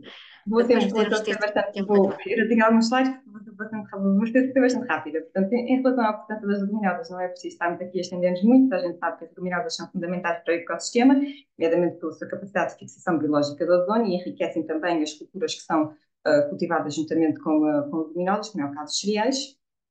E, portanto, mas a verdade é que o PEPAC não dá a devida importância às leguminosas e, inclusive, acaba por apoiar uma área que está abaixo da dimensão declarada e de forma, não indica as leguminosas de forma evidente nas suas medidas agroambientais e ecorregimes. Também não dá importância suficiente aos cereais face à escassez que temos desse alimento.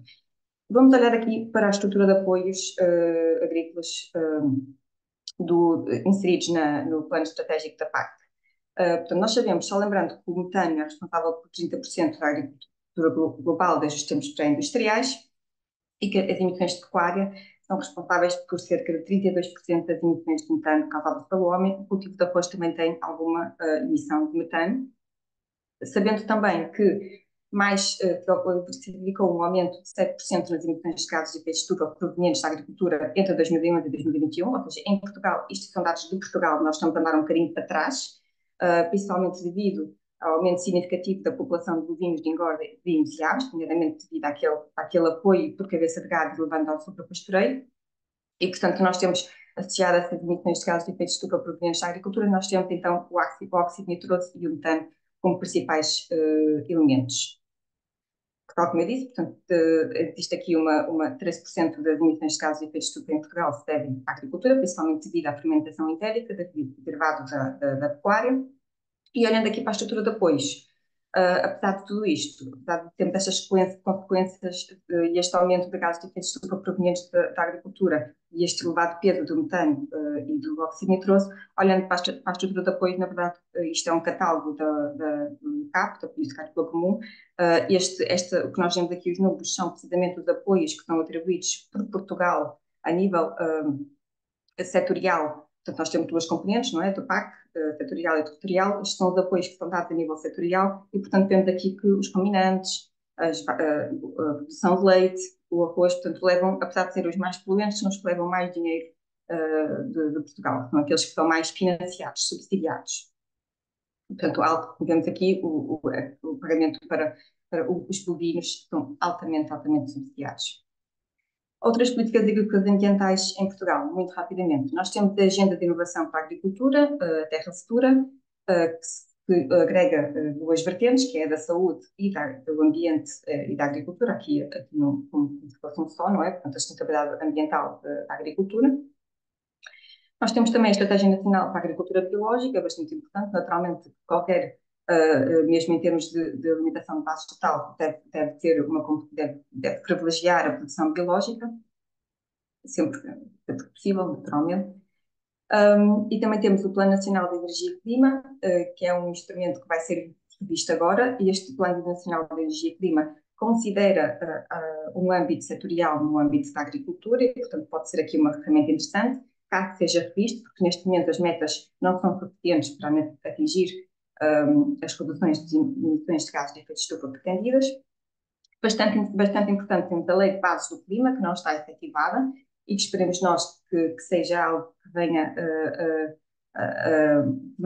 a concretizar-se e que tenha, de facto, o impacto esperado, principalmente no que diz respeito aos planos de ação climática municipais, porque sabemos que deve haver uma territorialização e políticas locais que promovam a sustentabilidade, é extremamente importante.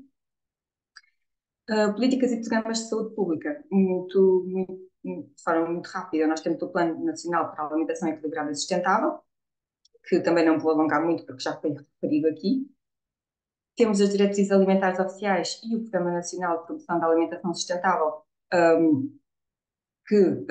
enfim, que indicam as porções recomendadas, mas que não são de todo, na sua grande parte, seguidas pela população portuguesa, até porque mesmo a dieta mediterrânica só é seguida por cerca de 20-26% da população portuguesa. E temos de conclusão, o que é que podemos perceber de tudo isto? Claramente, em termos de políticas agrícolas e ambientais, o PEPAC deveria ser percepcionado como uma oportunidade para estabelecerem medidas de apoio, de atuação em prol de uma transição para um sistema alimentar mais sustentável e de base vegetal. Deveríamos, pelo menos, dar mais importância aos alimentos de reduzida pegada ecológica. Não é feito, isso não é feito de todo, só como podemos contemplar. E, portanto, o que Portugal argumenta a favor dos apoios à pecuária, que depois acabam por se traduzir em apoios à pecuária intensiva e tudo pastoreio, com base na segurança alimentar e soberania alimentar, mas outros alimentos com menos uso de terra, e menos uso de terra, por aí se advém uma promoção à segurança alimentar, não é? Porque se com menos terra produzimos mais alimentos, naturalmente isso promove a segurança alimentar, até porque, como o Tiago disse, 80% da terra agrícola, considerando não só o pastoreio, mas também a produção de ração animal, destina-se à pecuária.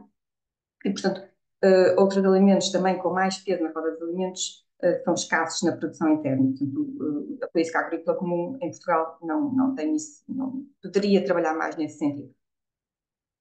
E as metas agrícolas pelo ambiente e clima são insuficientes. Mesmo existem inúmeros estudos que, de facto, concluem que as metas que nós definimos neste momento não vão ser concretizadas as metas intermédias não estão a par com a necessidade de neutralidade carbónica que queremos atingir em 2050. Em termos de conclusões sobre políticas de saúde, o excesso de consumo de carne é uma problemática atual. Nós temos que reduzir o consumo de carne, é fundamental em prol da saúde e do ambiente, também da economia, porque nós neste momento temos externalidades ambientais e sobre exploração de recursos naturais que trazem consequências económicas, mas também gastos com a saúde pública, porque temos doenças associadas ao desequilíbrio da alimentação. E, portanto, que nós temos que, as políticas têm que se focar na promoção da alimentação de base vegetal. Claro que existem esforços para promover a dieta mediterrânica, e claro que a dieta mediterrânica foi imensamente estudada e acaba por ser mais sustentável, obviamente, do que a alimentação, os hábitos alimentares que nós temos agora, mas a verdade é que o foco deve ser os vegetais, deve ser a alimentação de base vegetal e deve ser, pelo menos, a dieta planetária, que é o que eu refiro aqui, foi uma proposta de dieta apresentada pela Earth Lancet Commission, porque nós vivemos numa urgência climática e numa urgência de saúde pública nos países desenvolvidos. Exemplo de políticas nacionais na Europa, muito brevemente, nós temos a Joana, Dinamarca, tem que ser mesmo rápido, que mesmo recentemente rápido, por lançou o favor. Plano Nacional de Promoção da Proteína de base vegetal. Foi o primeiro país a, de facto, ter alocado um Fundo Nacional para Alimentos de base vegetal, especificamente para esse âmbito, e eles veem este fundo e este plano como uma oportunidade económica para se colocarem na dianteira do mercado de base vegetal que está em ascensão na Europa. Portanto, não é só eles foram, de facto, não é só uma questão de ambiente e saúde, mas para eles também é uma questão económica e se calhar Portugal deveria também perceber até que ponto é que não será não vivemos numa altura de oportunidade de mercado. Também a Alemanha projetou investimento para alimentos de base vegetal e proteínas alternativas. A Catalunha, a Espanha e os Países Baixos estão também a investir nesse sentido, com a realocação de fundos para proteínas alternativas e alimentação de base vegetal. Notas finais, não vou estender muito, já fui falando também desta necessidade de reorientar as nossas políticas nacionais, mas também temos um problema a nível europeu, sem dúvida, e que devemos focar nos fundos e programas ambientais e de saúde que realmente tenham em conta o atual contexto em que vivemos. Muito brevemente, nós lançamos uma carta conjunta que lista uma série de políticas que nós queremos que sejam implementados pelo governo português. Nesta carta conjunta são promotores da Associação Alimentar de Cidades Sustentáveis e a WWF e a ANP, a WWF que estão aqui connosco. Portanto, eu vou só passar muito brevemente, aliás, vou pôr este slide caso vocês queiram assim, subscrever e ler a carta conjunta que nós preparamos. Podem facilmente fazendo, colocando aqui o telemóvel em frente a este QR Code. Eu nem vou ler as medidas, convido-os mesmo a acederem aqui para explorarem em maior profundidade, porque não tenho tempo para isso, mas no fundo o que nós queremos é que haja precisamente esta componente ativa do governo português em prol do ambiente e da saúde pública face ao contexto de urgência em que vivemos. Muito obrigada. Muito obrigada, Joana. Eu vou pedir então. Nós temos várias questões que foram colocadas no chat. Eu vou pedir-vos para nos mantermos aqui mais uns 20 minutos, portanto, alargarmos aqui o nosso período de, do webinar. Começo com as perguntas que foram feitas pelo Artur Cristóvão, que queria saber qual é a diferença entre a proteína animal e vegetal em termos de valor nutricional e o facto de no guia não haver referência ao peixe. Pergunta também a recomendação de consumo de produtos biológicos, usualmente mais caros, parece-me problemática, pois deixa de fora a maioria dos consumidores. Eu vou só juntar as perguntas do Armando e depois peço para os nossos oradores responderem. Como podemos dispersar esta informação em massa? Está alguém a fazer isso? Escolas, hospitais, centros comunitários, etc., incluindo as populações mais desfavorecidas? E pergunta especificamente ao Francisco se também gerem os animais no montado ou se andam livremente. Portanto, eu peço, se calhar, relativamente à primeira pergunta do Artur, as Joanas estariam mais preparadas e depois, por favor, organizem-se. Obrigada. Desculpem. Obrigada, Inês. Queria só referir que a doutora Joana precisa de sair mesmo ao 12h45, portanto, sugeria que se talvez a doutora Joana respondesse às questões e depois, se os outros oradores puderem ficar mais um bocadinho connosco, respondem às questões, enfim, seguintes. Com licença. Obrigada, obrigadíssima, Francisca, ia dizer exatamente isso e, na verdade, a primeira pergunta centra-se naquilo que é a minha possibilidade aqui de poder contribuir e dar aqui uma resposta. Do ponto de vista, aquilo que deve ser a relação de ingestão proteica animal-vegetal deve ser de aproximadamente 1:1 em termos de proteína. Do ponto de vista de qualidade nutricional, nutricionalmente, a proteína animal é uma proteína de alto valor biológico, ou seja, o que é que isto quer dizer? O alto valor biológico está diretamente associado com os aminoácidos presentes nas proteínas. E quando é de alto valor biológico, estamos a querer dizer com isto que só temos acesso a eles por via da alimentação, ou seja, é inquestionável a qualidade nutricional da proteína animal, rica em alto valor biológico, em aminoácidos essenciais, mas na verdade o complemento de proteína vegetal não é de tão alto nível de valor biológico, mas se houver diversidade na escolha da fonte vegetal, nós conseguimos colmatar aquilo que são as necessidades de aminoácidos essenciais, ou seja, em rigor, do ponto de vista global, proteína animal é uma proteína de melhor valor biológico, proteína vegetal não tem por si só uma fonte direta de não há uma leguminosa rica em proteína de alto valor biológico, enquanto a carne vermelha é rica em proteína de alto valor biológico.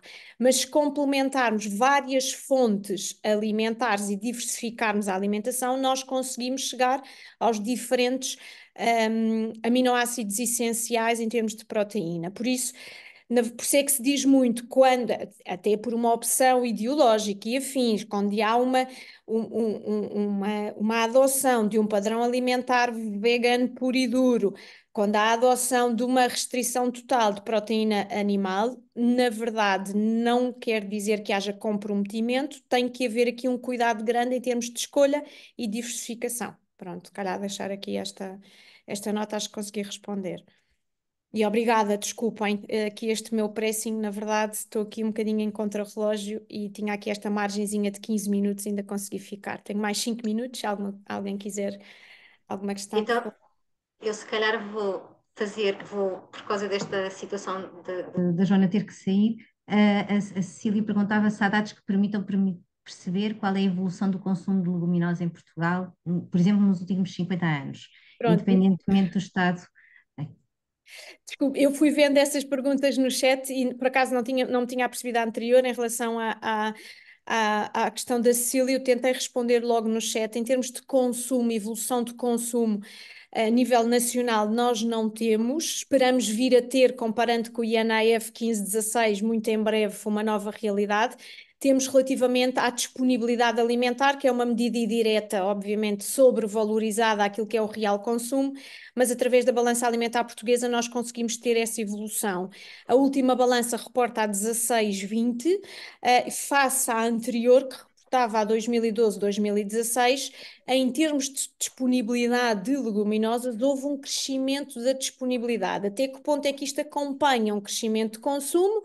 Não sabemos, na verdade, mas é um indicador que eu acho que já é positivo, independentemente de ainda estarmos aquém das recomendações. Pronto, e este crescimento ronda aproximadamente o 20%. Eu disponibilizei no chat o link e tudo do documento, se eventualmente existir alguém que possa ter mais interesse em poder explorar um bocadinho mais isso. Muito obrigada. Obrigada. Não sei se a Joana Oliveira quer completar alguma as respostas da Joana Sousa? Não, eu acho que a Joana toda, até porque em termos de background está muito mais preparada para responder a questões nutricionais do que eu. Só ia aqui questionar, já agora aproveito, a soja é uma proteína de alto valor biológico. Portanto, em termos, já temos essa exceção. Sim, mas é algo em particular só, ou seja, enquanto nós na carne, pescado e ovos, por si só, enquanto grupo, todo ele é caracterizado por proteína de alto valor biológico, dentro daquilo que são as leguminosas, na verdade a soja sim, mas dentro das leguminosas não é a leguminosa de maior consumo a nível nacional, daí esta necessidade de complementariedade do ponto de vista de fonte de proteína vegetal. Pronto. De resto, eu posso dizer que também houve um aumento, de acordo com os dados da INE, aliás, uma redução uma queda substancial na produção de leguminosas em Portugal, desde, por exemplo, 1980, 1988, 1990, em que nós chegávamos a produzir 38 mil toneladas e agora estamos nos 6 mil toneladas de leguminosas produzidas secas. Portanto, existe aqui claramente uma redução substancial na produção de leguminosas a nível interno. O que quer dizer que, à partida, estamos a importar mais, na verdade, não é? Porque se a disponibilidade aumenta, claramente aqui a importação pesa. Exatamente. Do ponto de vista ambiental, vale. Do ponto de vista ambiental, lá está, temos aqui sérios problemas, até porque a vários níveis, aqui a vários níveis, a perda para os nossos ecossistemas e depois a questão da importação. Aí também a nível económico, porque se nós só produzimos 18,6% daquilo que consumimos, claramente estamos aqui a falhar uma oportunidade económica para dinamizar as nossas economias locais. Claro que há aqui só pontos negativos ao nível das leguminosas. Muito obrigada. Eu vou perguntar então, Tiago, relativamente à pergunta do Arthur, sobre a não referência ao pescado. Já agora eu queria só pegar aqui nesta questão que estava a ser debatida, porque é um mito que está, na verdade, enraizado na nossa cultura de que o transporte é, de facto, um fator pesado, não é, na pegada ambiental, nomeadamente na climática, e não é bem verdade, porque, na verdade, quer dizer, em termos de transação de mercadorias global, a maior parte dos alimentos é transportado de barco, que está associado a uma baixa pegada climática. Aqui em Portugal nós temos um grande problema, porque depois, internamente, muito desse transporte é feito através de transporte rodoviário e assim é bastante poluente, mas não sabemos exatamente qual é a nossa pegada climática associada ao transporte no geral. Respondendo às perguntas que me tinham sido colocadas, a ANP também tem um guia de consumo de pescado que já produziu há alguns anos e que agora até atualizou recentemente, e que também tem em conta as várias artes de pesca. Depois posso deixar o link para esse guia aqui no chat. E a outra questão de nós incentivarmos a agricultura biológica. Na verdade, incentivamos neste guia atendendo aos dados de que dispomos, não é? E aos modos de produção que analisamos. Nós sabemos que há outros modos de produção que têm até mais vantagens ambientais do que propriamente a agricultura biológica, apesar de nós, como não tínhamos dados para analisar esse modo de produção, não foi possível incluí-los no estudo. Era interessante, de facto, abordar também outros modos para além da agricultura biológica, mas não havia, de facto, dados. Agora, esta recomendação, porque de facto a agricultura biológica, apesar de ter algumas falhas, tem também algumas vantagens ambientais, eu acho que não deve deixar de ser feita devido a essas vantagens. Agora, o que falta depois é políticas públicas que, no fundo, incentivem a produção sustentável, não é? Ou a produção de baixo impacto, e desincentivem a industrial, que está associada a maiores impactos. porque se isso acontecesse, na verdade, os consumidores conseguiriam ter a um preço mais acessível alimentos sustentáveis e saudáveis, o que não acontece. Muito obrigada, Tiago. Francisco, relativamente à liberdade dos animais.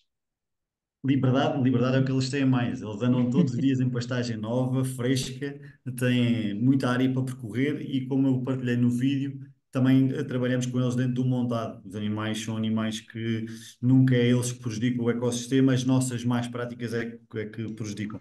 Eu só queria dizer que generalizar é perigosíssimo. E quando é preciso ter algum cuidado quando falamos de pecuária e quando falamos de animais. E queria relembrar uma coisa: o sobrepastoreio é tanto feito por o excesso de animais como pela falta deles. Não tem a ver com encapeçamento. Sobrepastoreio tem a ver com o tempo de permanência que os animais estão no mesmo sítio. Poucos animais provocam sobrepastoreio, assim como muitos animais podem provocar ou não. E não tem nada a ver com o número de animais. Quando nós estamos num clima em Portugal, em que chegamos a abril e maio e toda a nossa vegetação começa a secar, há uma oxidação. E se nós não tivermos os animais que consomem isto, vamos ter fogos e vamos ter uma sucessão ecológica.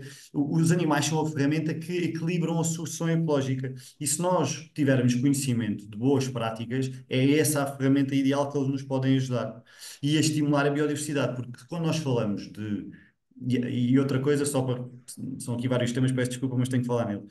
Quando estamos aqui a falar que nós temos uma ajuda à produção, à pecuária, às vacas, por exemplo, em Portugal, ainda bem que temos, porque nós, não há nenhum estudo, mesmo com a agricultura extensiva, convencional em Portugal, que no montado os animais sejam prejudicados. E se alguém tiver, eu gostaria que partilhasse comigo, que eu também partilho, uns a dizer que nós somos neutros nas emissões de carbono em agricultura convencional, extensiva, no montado. E é muito melhor termos uma ajuda à produção que faça com que esta carne chegue ao cliente final a um valor mais baixo do que estar a importar carne que consome soja, cereais produzidos de forma intensiva, por exemplo, do Brasil e que vem para cá. Isso é que é uma pegada e isso é que é matar a biodiversidade. Isso é que é só aspectos negativos. Os animais aqui têm um papel fundamental, uma ferramenta no nosso ecossistema de gestão. Quem a decisão de consumir ou não é outra conversa. Relembrar também que, quando falamos de pecuária, temos o próximo passo para que estes webinars sejam cada vez mais produtivos e mais conscientes, é exatamente analisar contexto a contexto. Porque nós podemos dizer também que os vegetais são a principal causa de perda de biodiversidade.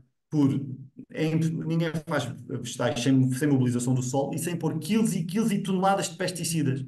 Por isso, eu partilhei aqui no link uma empresa que fundei com 3 amigos, que se chama Orgo.eco, e que somos 4 com 4 experiências e que tentamos, em qualquer modo de produção, seja de vegetais, seja de frutas, seja de animais, tentar ajudar os produtores a fazer esta transição para a agricultura regenerativa. E os princípios são sempre os mesmos. Os princípios começam no solo. Depois temos várias ferramentas que podem ajudar a promover boas práticas. Fala-se aqui da agricultura biológica. A agricultura biológica, a única coisa que faz e é um grande passo, sem dúvida, é o não uso de pesticidas. Mais nada. Não tem nada a ver com boas práticas. Não tem nada a ver com princípios de gestão de solo. Isto é outro, por exemplo, esta história da agricultura regenerativa, né, que defende estes princípios. Eu posso ser agricultor biológico e posso gradar o solo todos os dias. Eu posso ser agricultor biológico e ter más decisões que afetam o meu solo. São coisas que temos que esclarecer para as pessoas perceberem do que é que estamos a falar.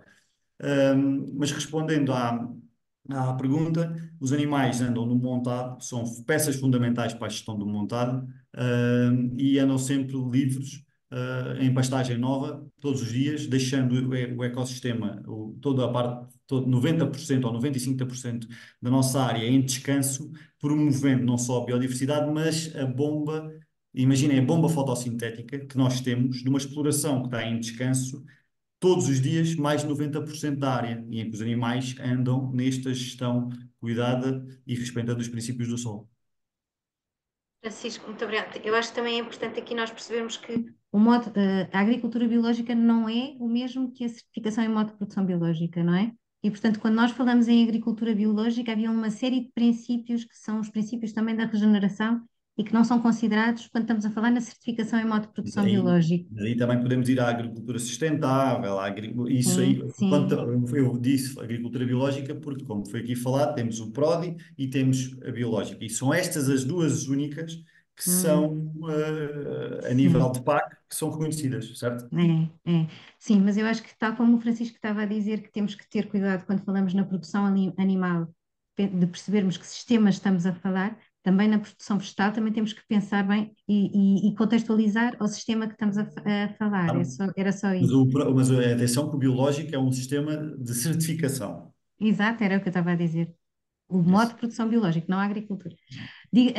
Francisco, há aqui também o Rui Catalão, também pede para se é possível aceder aos estudos que defendem que a carne, que a vossa carne, que defendem que a vossa carne é negativa em carbono. Exatamente, claro que sim, consigo, é só partilhar o e-mail e eu consigo enviar. Aliás, nós iniciámos esse programa de isqueiros de carbono há 4 anos e temos os dados, claro. Obrigada, Francisco. Obrigada. Agora Talvez para o uma Tiago. sugestão, se calhar pode partilhar connosco e nós partilhamos depois quando partilharmos a gravação e todas as pessoas podem aceder. Em relação a partilhar na Obrigada. gravação, há uma entidade que nos certifica, temos que pedir autorização também a eles, só para deixar isso claro. Mas eu posso partilhar o estudo sem problema nenhum, estar na gravação ou não, depende deles. Sim, ok. Obrigada, Francisco. Obrigada. Tiago, nós tivemos aqui um webinar há pouco tempo, onde os oradores falavam que a agricultura biológica era mais benéfica para uns fatores, como os gases de efeito de estufa e a utilização de energia e mais desvantajosa para outros, como a utilização do sol e valores de azoto, fósforo, pensa a Francisca Guzmão. E ela pergunta aqui se não haverá alguma contrariedade entre os dados apresentados no vosso guia e estes dados disponibilizados pelo Tiago Domingos.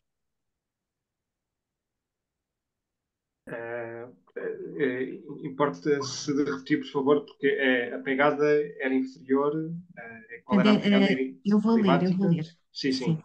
Os oradores falaram que a agricultura biológica era mais benéfica para alguns fatores, como os gases de efeito de estufa e a utilização de energia, e desvantajosa para outros. Olha, está aqui a Francisca, que se calhar pode pôr imagem, não sei se Francisca quer dizer diretamente.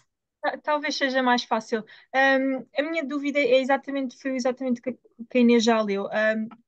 Há uns tempos atrás nós tivemos esse webinar onde vários dos oradores falaram nas vantagens, sim, mas também em algumas desvantagens da agricultura biológica e pareceu-me que o guia prático não refletia bem isso. Então, pronto, era se podiam comentar isso ou não sei se podem comentar, mas era um bocadinho para fazer esse comentário barra pergunta, porque me pareceu, na altura em que assisti a este webinar, que a agricultura ou a certificação, agora também fiquei um bocado na dúvida, se esta certificação biológica pode nem sempre ser tão benéfica como nós pensamos. Pronto, a minha pergunta era neste sentido.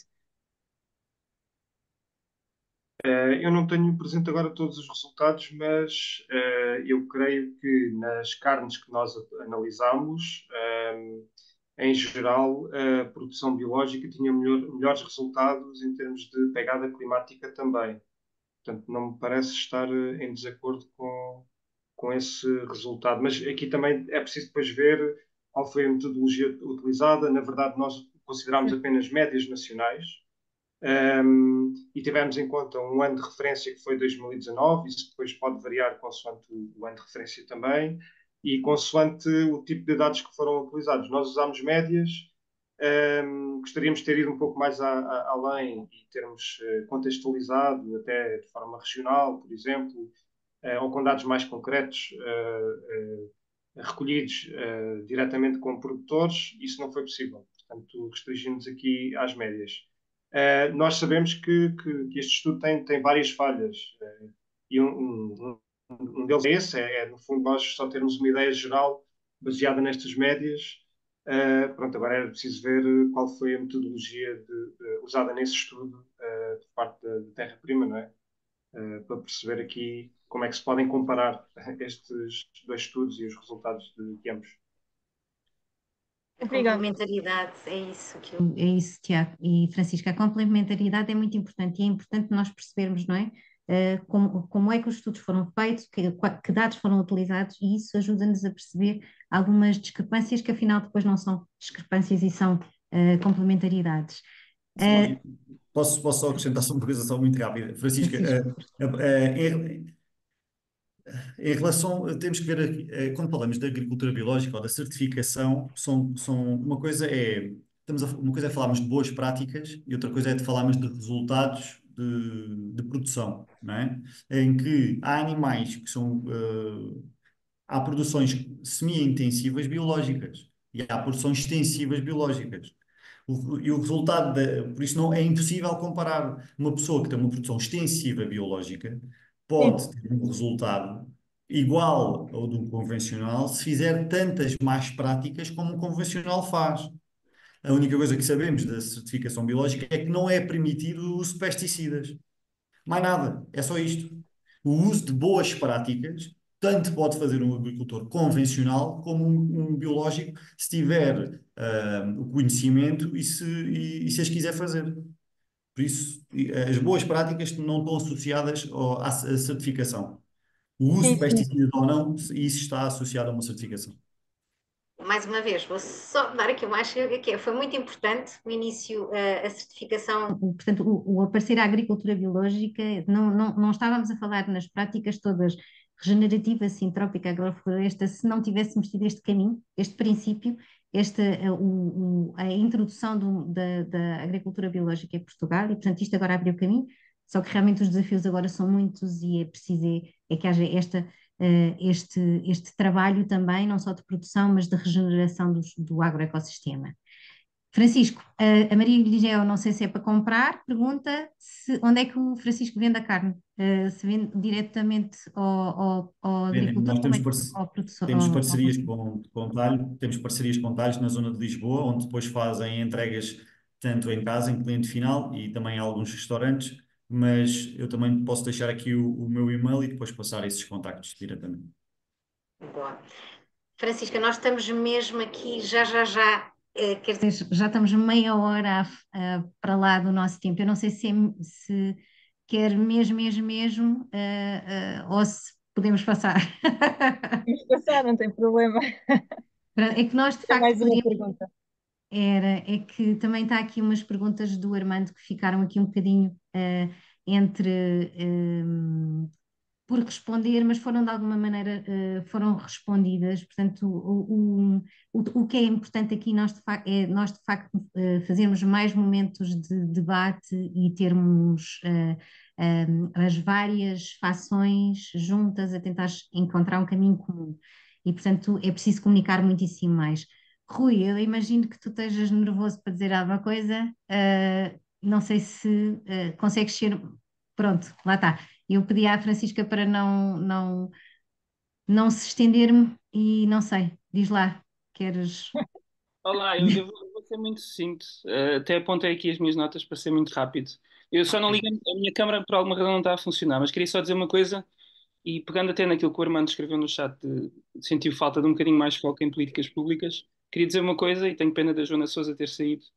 Ela falou do Programa Nacional para a Alimentação Saudável e exclusivamente ou melhor, inclusivamente do plano para 2022-2030. E no contexto desse plano, refere-se àquilo que a Joana mostrou, que a principal causa da perda de anos de vida saudável é o consumo de carnes vermelhas. Ora, quando nós chegamos à parte das metas, a única coisa que temos de metas de redução é a redução de carnes processadas. Não há uma única referência à redução do consumo de carnes vermelhas. E depois vou mais longe. Eu acho extraordinário que isso aconteça, mas vou mais longe, que é, tivemos a resolução do Conselho de Ministros em outubro do ano passado, que definiu os critérios ecológicos para as compras públicas, e vamos à parte dos serviços de refeições confeccionadas, e só há dois critérios obrigatórios.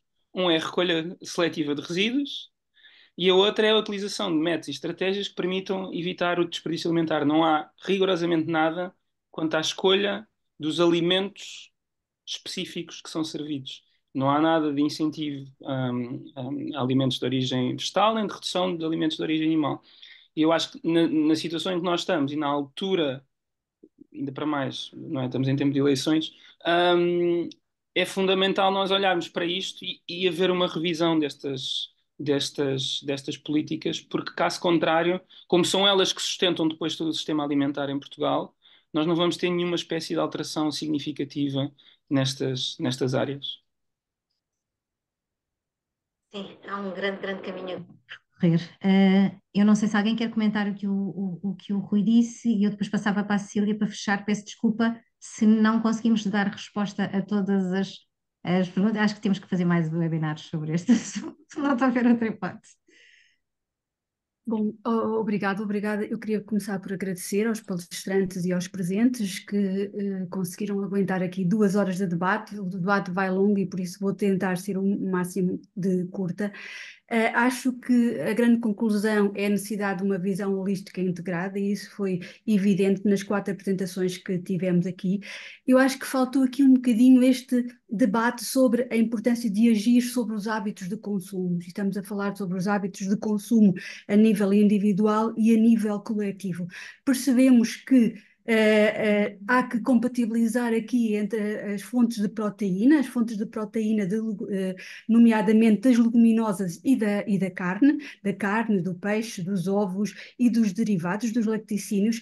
Percebemos que nem toda a carne é produzida de igual forma e que o contexto importa, o modelo de produção importa e este tem diferentes impactos ambientais e nutricionais. E outro ponto que acho que é também de realçar é a necessidade de maior transparência, maiores dados e maior coerência entre os indicadores definidos e aquilo que é subvencionado, apoiado na prática pelas políticas públicas. Não quer dizer que sejam incorretos os apoios que são efetuados, agora é preciso compreendê-los e é preciso maior debate para compreendê-los porque é que eles são feitos dessa forma. Portanto, acho que é isto, temos que continuar o debate e estamos preparados para isso e vamos dar novidades sobre próximos eventos que vamos fazer em parceria com a WWF em Portugal. Obrigada a todos e a todas e uma boa continuação e sejam prudentes no tipo de opções proteicas que tomam ao vosso almoço. Obrigada.